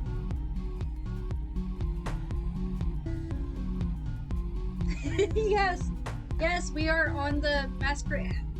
You really know your book. like we just got to the scene basically. So thanks for stopping by. I know it's late for you and stuff too, so I appreciate it. Okay. Thanks, Morgan, for doing shout-outs. Crap, I totally I didn't do them right. Anyways. Sorry. Thank you, I appreciate it though. Tanya sat in the finished dressing room with a pen and notepad, drawing ideas for dresses she might use for the stage. Several balls of wadded paper were scattered across her vanity. She scribbled across another page before tearing it out to crumble in her hands. She recrossed her legs with a huff and looked up at the clock while her foot bobbed restlessly. Oh,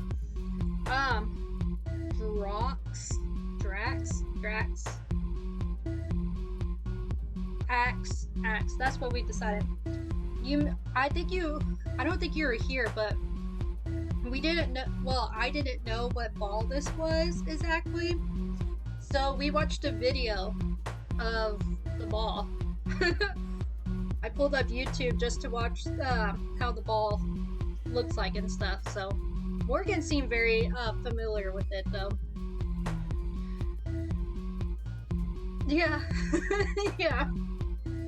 So she stood barefoot with her hands on her hips, still wearing the pajamas she had arrived in the night before, plus an oversized hooded sweatshirt Blake offered her. She had already painted her fingers and toenails, paced the stage, played with the lights, and walked a few laps around the club in the few hours since Mr. Gentry retired to the loft just before sunrise. Tanya returned to the dressing area again, opened the box untouched pizza with a grimace, and closed it again. Sorry, excuse me. She went back to the clothing rack, pulling a few out that had frayed hems or broken straps. Tanya looked at the clock again, dropping her shoulders forward, and flipped open a small pencil box on her vanity that had a few colors of thread and a few needles stuck in a tiny, grotesque, jeweled mink pincushion. She chose to fix the shoulder strap of a slinky red night tie and seeing that she had the most thread in a matching color. After a dozen or so attempts at threading her needle, she slammed her fist down on the tabletop. Tanya barely recognized herself in the mirror. Strands of wild hair hung around her face, which was haggard and puffy. Her bottom teeth pushed out, and she glared at her reflection as if challenging it to say something cross. She inhaled deeply, fending off tears, and made a disgust face from the smell. Tanya pulled the sweater up over her nose and inhaled again before peeling it off and tossing the garment into a corner of the floor. She grabbed a couple of items from the costume rack and took them to the main room. After a glance towards Blake's loft, she shook her head and instead went towards the champagne room for the only other shower access in the building. On her way, she noticed Blake's office door was left slightly open and went closer to take a look inside. So, those are just a command for shoutouts, and basically it just it'll shout out other players, or not players, but streamers, so that people could check out their streams. So, like, if you look at the Marco Gaming, like, it shows that he was playing Fortnite, and to check him out, kind of deal. It's like another way to support each other, basically. So, that's all that is. I forgot to do them, like, since I started tonight, yeah, so Morgan is helping and just doing them for me. Oh yeah.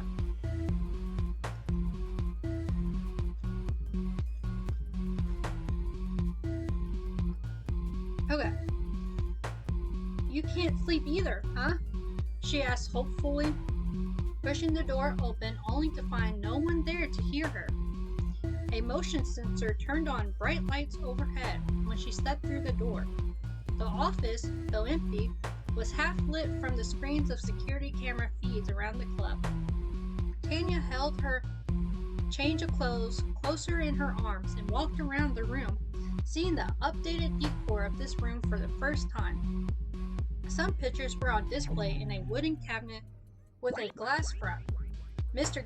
Gentry was in many of the photos with his arm around or in some way presenting one of the girls who danced there at the club.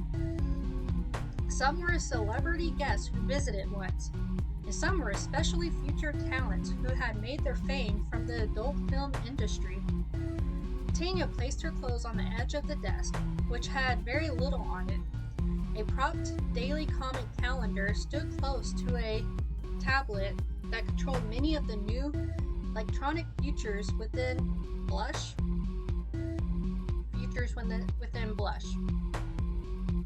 And the keys to Mr. Gentry's motorcycle lay on the corner of the desktop.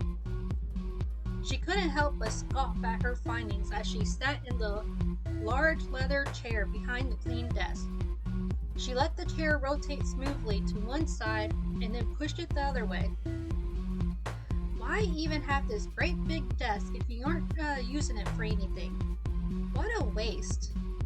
She reached for Blake's office tablet and found it had no password block. Sliders appeared on the screen for lighting, with several application widgets in a row across the bottom labeled for lights, sound, and video. Tanya selected the video with a fingertip and chose the camera feed for the office. When she saw the room in real time from a corner camera point of view, she flicked her finger again to the rewind feature and watched herself enter the office in reverse. And then it grew dim as if the motion sensors in the feed had not yet been activated. Rewinding farther, the screen blurred and flipped like an old floor model television, relying on the poor signal of a rabbit ear antenna to attune to a station. With not much left of the recording, she continued to slide the timer bar on the screen backward until the picture was clear again.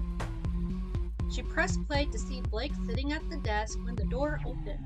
He had been sitting with a mess of papers on the desk, looking through them. Then he hurried to gather them into a thick, eaten file folder and hastily tossed the mess into a bottom dresser drawer as an unfamiliar figure entered the room. The feed had no sound, went hazy, and again resembled a scrambled signal. Tanya scrolled the timer bar to see this went on for over an hour before returning to where she entered the office and activated the motion sensor. Tanya backtracked her actions on the tablet and returned the device to the desk, eyeing the keys near it. She lowered her gaze to the bottom drawer where a piece of paper was wedged into the lip of the drawer and looked back up at the closed office door. She took the keys from the desk and found the smallest on the ring to try the drawer and turned it to find it had been left unlocked. She pulled it open and the wedged paper fell in over an open loose file. She flicked her fingers across the documents in the folder while slinking down to the floor on her knees. The contents were like a scrapbook that had yet to be organized. Tanya hunched over the open drawer and carefully leafed through the quick pile of papers.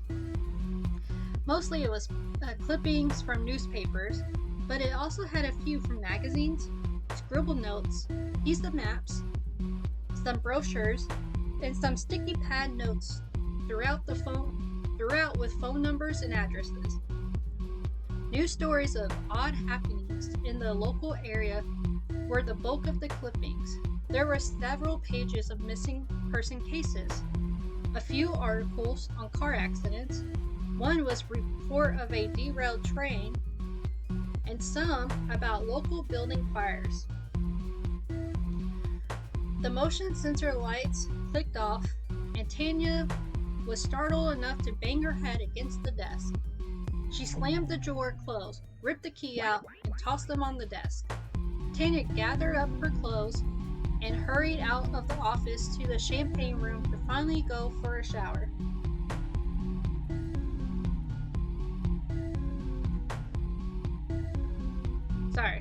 Simon stopped by to check up on Tanya in the early morning, but her car was nowhere in sight. He was about to turn the wheel to leave when he noticed the door to her upstairs apartment was open. He turned the key off and left it, then crossed the road to ascend, finding the door was destroyed. He reached into his coat breast for his pistol. Thinking better than to pull it in exposed daylight, he stepped in through the broken door frame. "So much for my new door," he muttered. Inside, the door lay in pieces. The coffee table was overturned.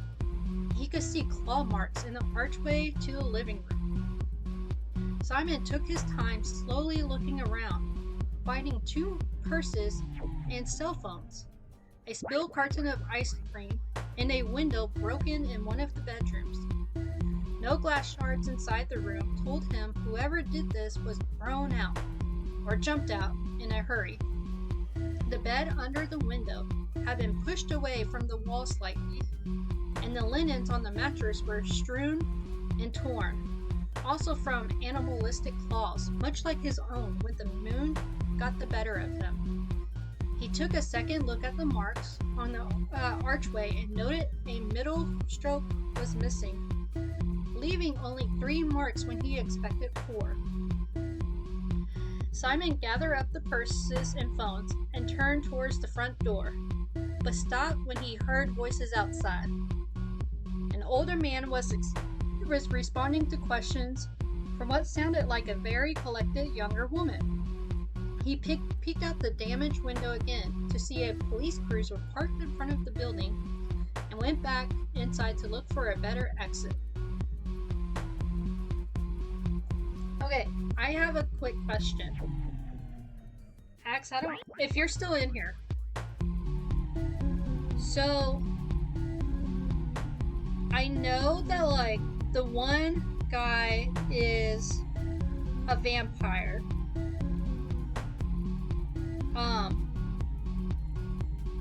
So is Simon not a vampire? Hold on, where did I read that?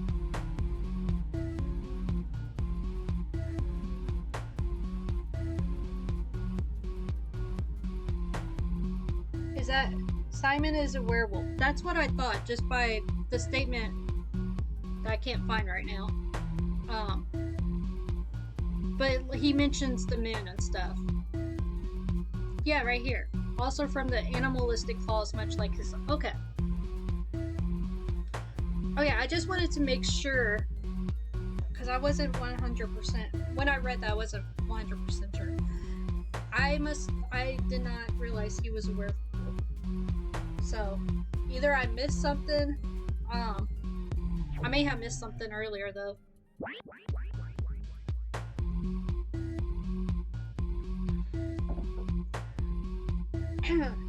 Okay. He soon found the open window where the twisted remains of an awning had collapsed below. He judged the leap, slightly elongated his features, bristling with heavy fur, and jumped with canine flexibility to miss the damaged metal pieces. He landed quickly, shaping back to his former self with a quick look to be sure no one saw. Simon then quickly made his way to the back alley before walking to the main street with the purses tucked inside his coat. He crossed the street, climbed back into his jeep, and slowly drove away. Once the police vehicle was no longer in his mirrors, he turned west, away from the girl's apartment. Well, I guess my question would have been answered there too. Okay. He drove on, but let off the accelerator when the wind changed direction. It drew his nose to something in the back seat of his Jeep, and then he turned again to go over the bridge away from the city. A few minutes later, he was on a familiar dirt road leading into the woods towards his hunting grounds. Simon parked the Jeep in the lane leading to his cabin. He stepped out, brandishing a heavy, unpolished handgun from the holster under his arm. "How long have you been telling me, Reno?" Simon asked as he slowly moved away to the back of the vehicle and waited a moment and then let loose a feral growl. All right, you got me." A voice came from the mess of rumpled blankets and rucksack in the back seat. A broad, tall man with leathery, tan skin emerged from the blanket with raised hands. His crew cut was parted by a long, pale scar, and he wore a crooked grin. "Senses are sharper than I thought. But a gun? You getting lazy or what?" "It ain't for show, if that's what you're asking," Simon retorted. "What do you want?" "Hey, listen, you wouldn't have taken any more kindly to a house call. It's been a while, and I was surprised to see you. That's all." Reno fully exited the Jeep and stood in front of Simon in the middle of the dirt lane. "Can I put my hands down? I just want to talk." "No games. Tell me what you were doing in the apartment." Simon showed no frustration on his face, but his tone was accusing. Reno took a step back and leaned against the parked vehicle. "Okay, that's fair. I'll go first. Then it's your turn to tell me what you are doing with a sucker girlfriend." After a moment with no reaction from Simon, Reno impatiently stood again and started pacing the length of the bumper, with the sun peeking through the trees from high above. "That was my business there. Those girls in the whole club they work with are all suckers, but these two are living in the suburbs like normies, man." "We've been over this," Simon answered. Vampires are not the pack's problem. I thought by now you'd be over this or learn from the mistake that put you on the outside. Reno's grin disappeared. He was seething. The pack is still blind, man. Obviously, you are too. You were in that apartment with them. What? Are you, their chauffeur? Their bodyguard? Are they paying you to watch the door in the daytime? Or... He stopped pacing and glared at Simon. Maybe you're sleeping with them. Some kind of blood doll or something? Simon said nothing for a moment, but as the accusations flew, his lip curled into disdain. I don't appreciate your nose in my business. You were told to move on, and you haven't even turned a page yet. How many years have you wasted obsessing over this? Suckers murder my wife. You know what it's like to carry something like that, don't you, pal?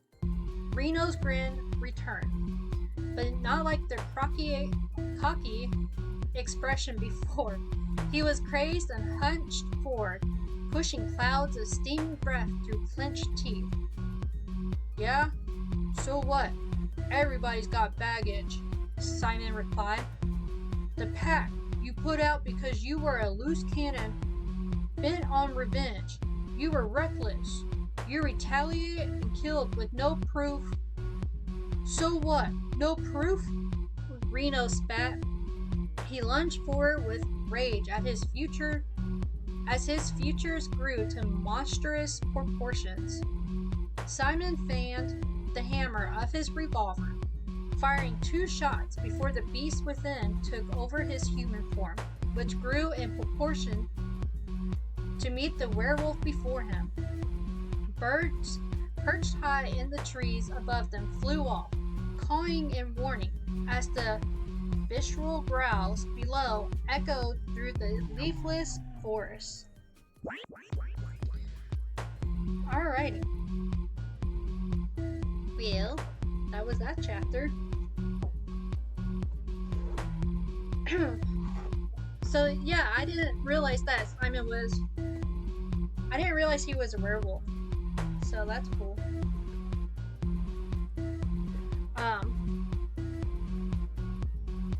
Oh, anyone have a favorite character? I don't know if I have one yet. I feel like it's still kind of early.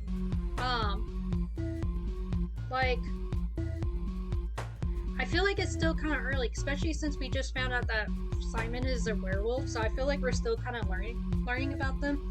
But I will confess that I do tend to lean towards werewolves over vampires. So I don't know, that may happen. I mean, there's Dusty. I like trying to do her voice. Which I did attempt it again earlier. So but yeah. I don't know. I don't know if anybody else has one.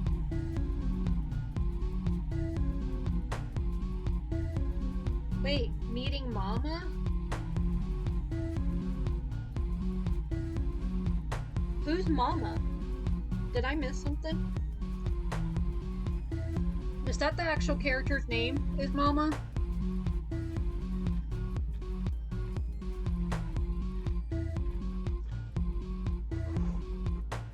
Oh, okay. She's coming soon. Okay. Oh, there's an ad. There's an ad that... Yeah, sorry guys.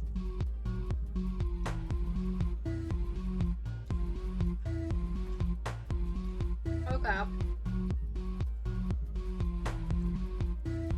I don't know if Axe... Oh, that's cool.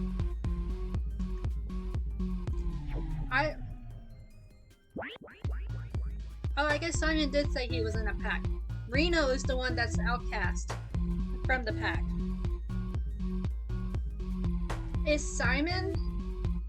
You know, I don't know if you're in the ad or not. I'll ask in a minute. So this should be over.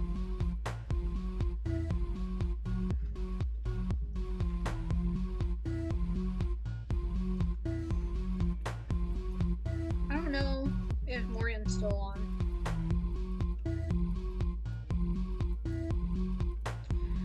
Well, the ad is almost done because I have a question and I think Axe is in the middle of the what you call it thing. I just now finished my M&Ms, so okay, ads. Yeah, I did not. I waited for you to get back to continue. So is Simon like the alpha of the pack? Or is he just part of the pack?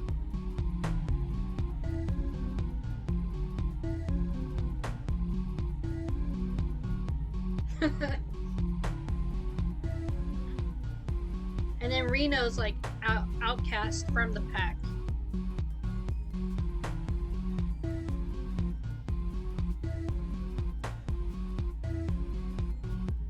Oh. So I'm assuming that we learn about that. He was voted out. I didn't. Wait, werewolves vote people out? I thought they just kind of kicked people out.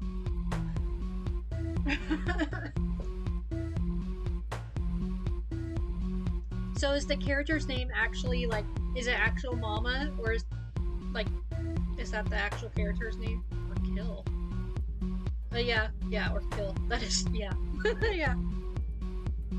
That is true. So, the masquerade ball, did that just end up being like, did everybody just end up feeding on this one guy or whatever?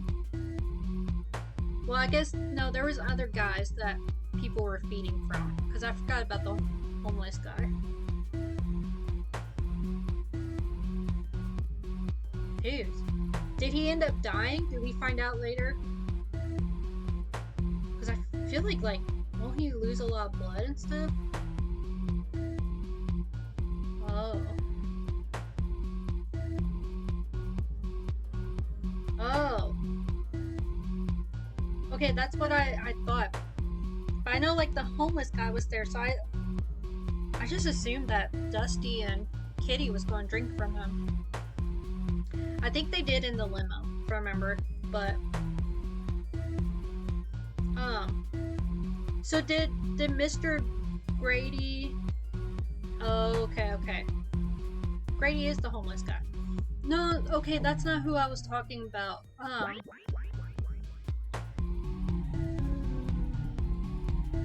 Oh, was it the other guy? The one guy that Melissa,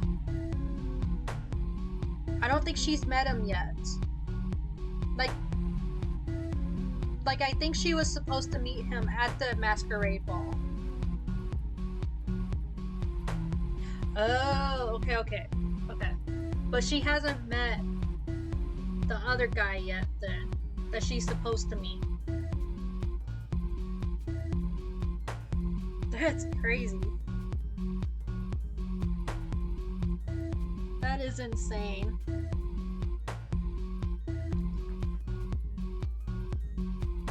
I have to say, there's a lot that happens in this book so far.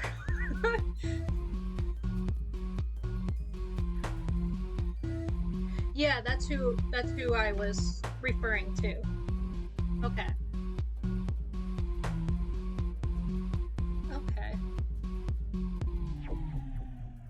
But yeah, there's no. Well, for me, I kind of like fast paced because it keeps my interest and stuff. So, no, I'm fine with it,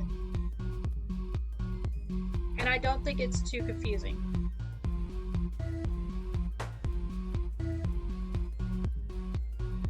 I'm just like making sure like I'm getting it Because, like, with me reading out loud and stuff like that, it's different when you read out loud versus when you, like, read in your head to yourself kind of deal.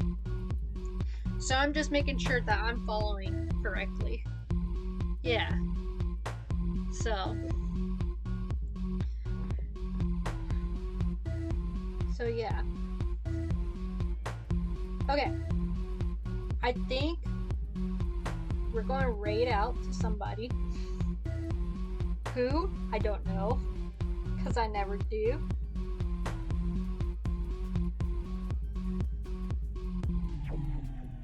Yeah, it's like, it's different. So, even like, because I do a lot of audiobooks too, like even listening to a book is still different from actual reading and stuff.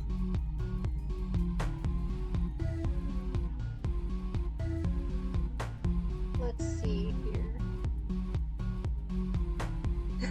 Does she really? Well, at least I'm not the only one.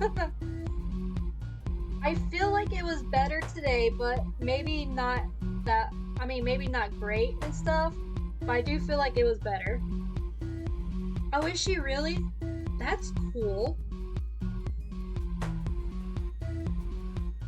Well, she probably like, she could probably like hit the southern accent, you know? Oh, I didn't know that. Wait, are you an actor or something too? Do you act in right?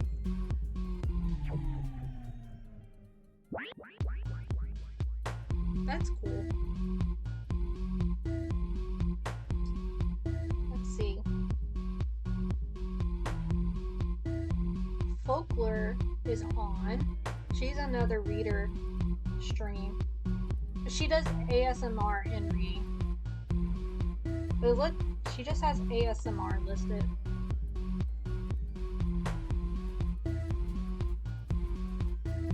That's pretty cool though. So I thought about like eventually maybe like taking like voice actor classes or lessons or whatever. Just for my reading basically though. That's cool. So she still acts though, right?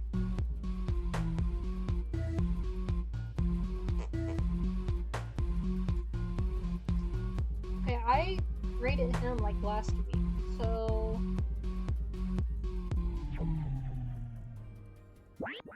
oh my gosh. There's a streamer. I just went to his stream for the first time like the other day.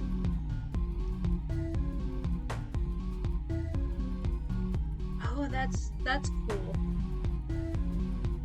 I have a friend, he did like in school he did like acting in plays and stuff like that. I tried to get him to do plays now, but he doesn't seem like he wants to do it anymore.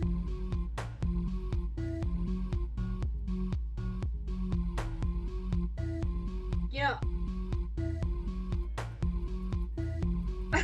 Oh my gosh. I'm sure. I'm sure.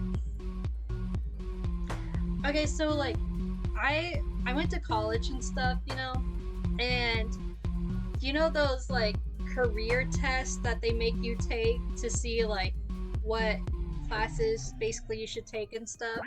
And I always got like the arts side of stuff and like acting and doing stuff like that, but I've never acted. I've never done anything like that. So it's just funny that my results was always that, and it was very unhelpful on giving me direction. Like, because I don't even do art and stuff either. So yeah. So like my results was always like the arts, like, you know, like acting, art, whatever, like those kind of stuff, but like those kind of stuff was unhelpful on giving me a direction of where I should go, basically. Oh, no, that is not helpful at all. I mean, it could be. Like, maybe you could just choose whatever you want to do. Like, you know? Whatever you do, you'll be good at, you know? Look at it as a good way.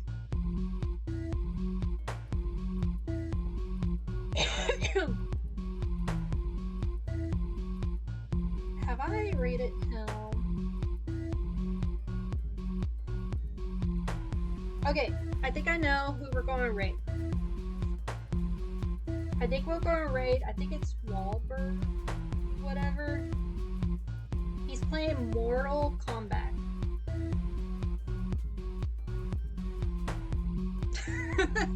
I can understand that. Yeah, I can understand that. I kind of have that struggle. So, that's kind of one reason why it took me forever to even get my degree, because I could not figure out what to do. Alright. So we're going to raid Wahlberg tonight and whatnot, but I'll be here tomorrow. Sorry about canceling last night. Or yesterday. I was just super tired from work. I couldn't do it. So, but I'll be on tomorrow. Oh, that reminds me, I totally forgot to announce this. I'm part of a raid-a-thon tomorrow. It's 3 Central, 3 Eastern, 2 Central. So I'm participating in a raid-a-thon, and that's what I'm going to be doing tomorrow. And, you know, obviously I'm going to be reading and stuff. It's like 2 hours long, so it kind of works out perfect. So yeah. So tomorrow at 3, there's a raid-a-thon with, Jahan or something like that. Oh, I'm sorry. Okay, so I'm sticking to the schedule that I sent you, like, every week. So it's kind of a new thing that I'm trying, where I'm streaming on the same days at the same time every week, but they're like different times, like, you know, like evening, late night, and then midday kind of deal. So the schedule I sent you, it's the same every week, unless I post like something different, like I did yesterday where I said no stream and stuff. Yeah, no worries. So, alright. So let's raid. My laptop is hot. Hot. Alright. Wahlberg. Okay, so I will see y'all tomorrow. Thank you for coming. Thanks for listening to me. Thanks for the candy, the 50 things of candy.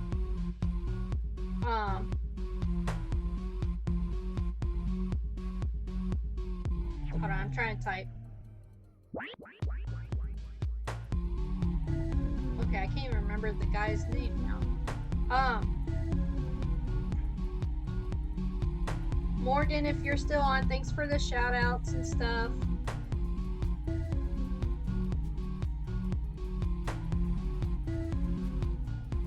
What the heck? He must have got off, because now he's not even on here. Dang it. Now I gotta choose somebody else.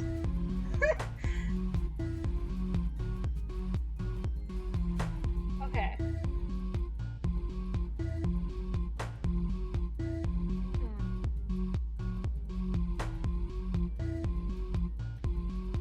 I don't remember if I ever rated Oni Shinobi. Okay, let's do this person. I've never rated him.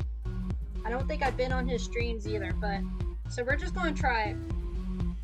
It says retro. I don't know if that's a game or what that is, so Super Squeeze plays. Okay, that's his name. Alright.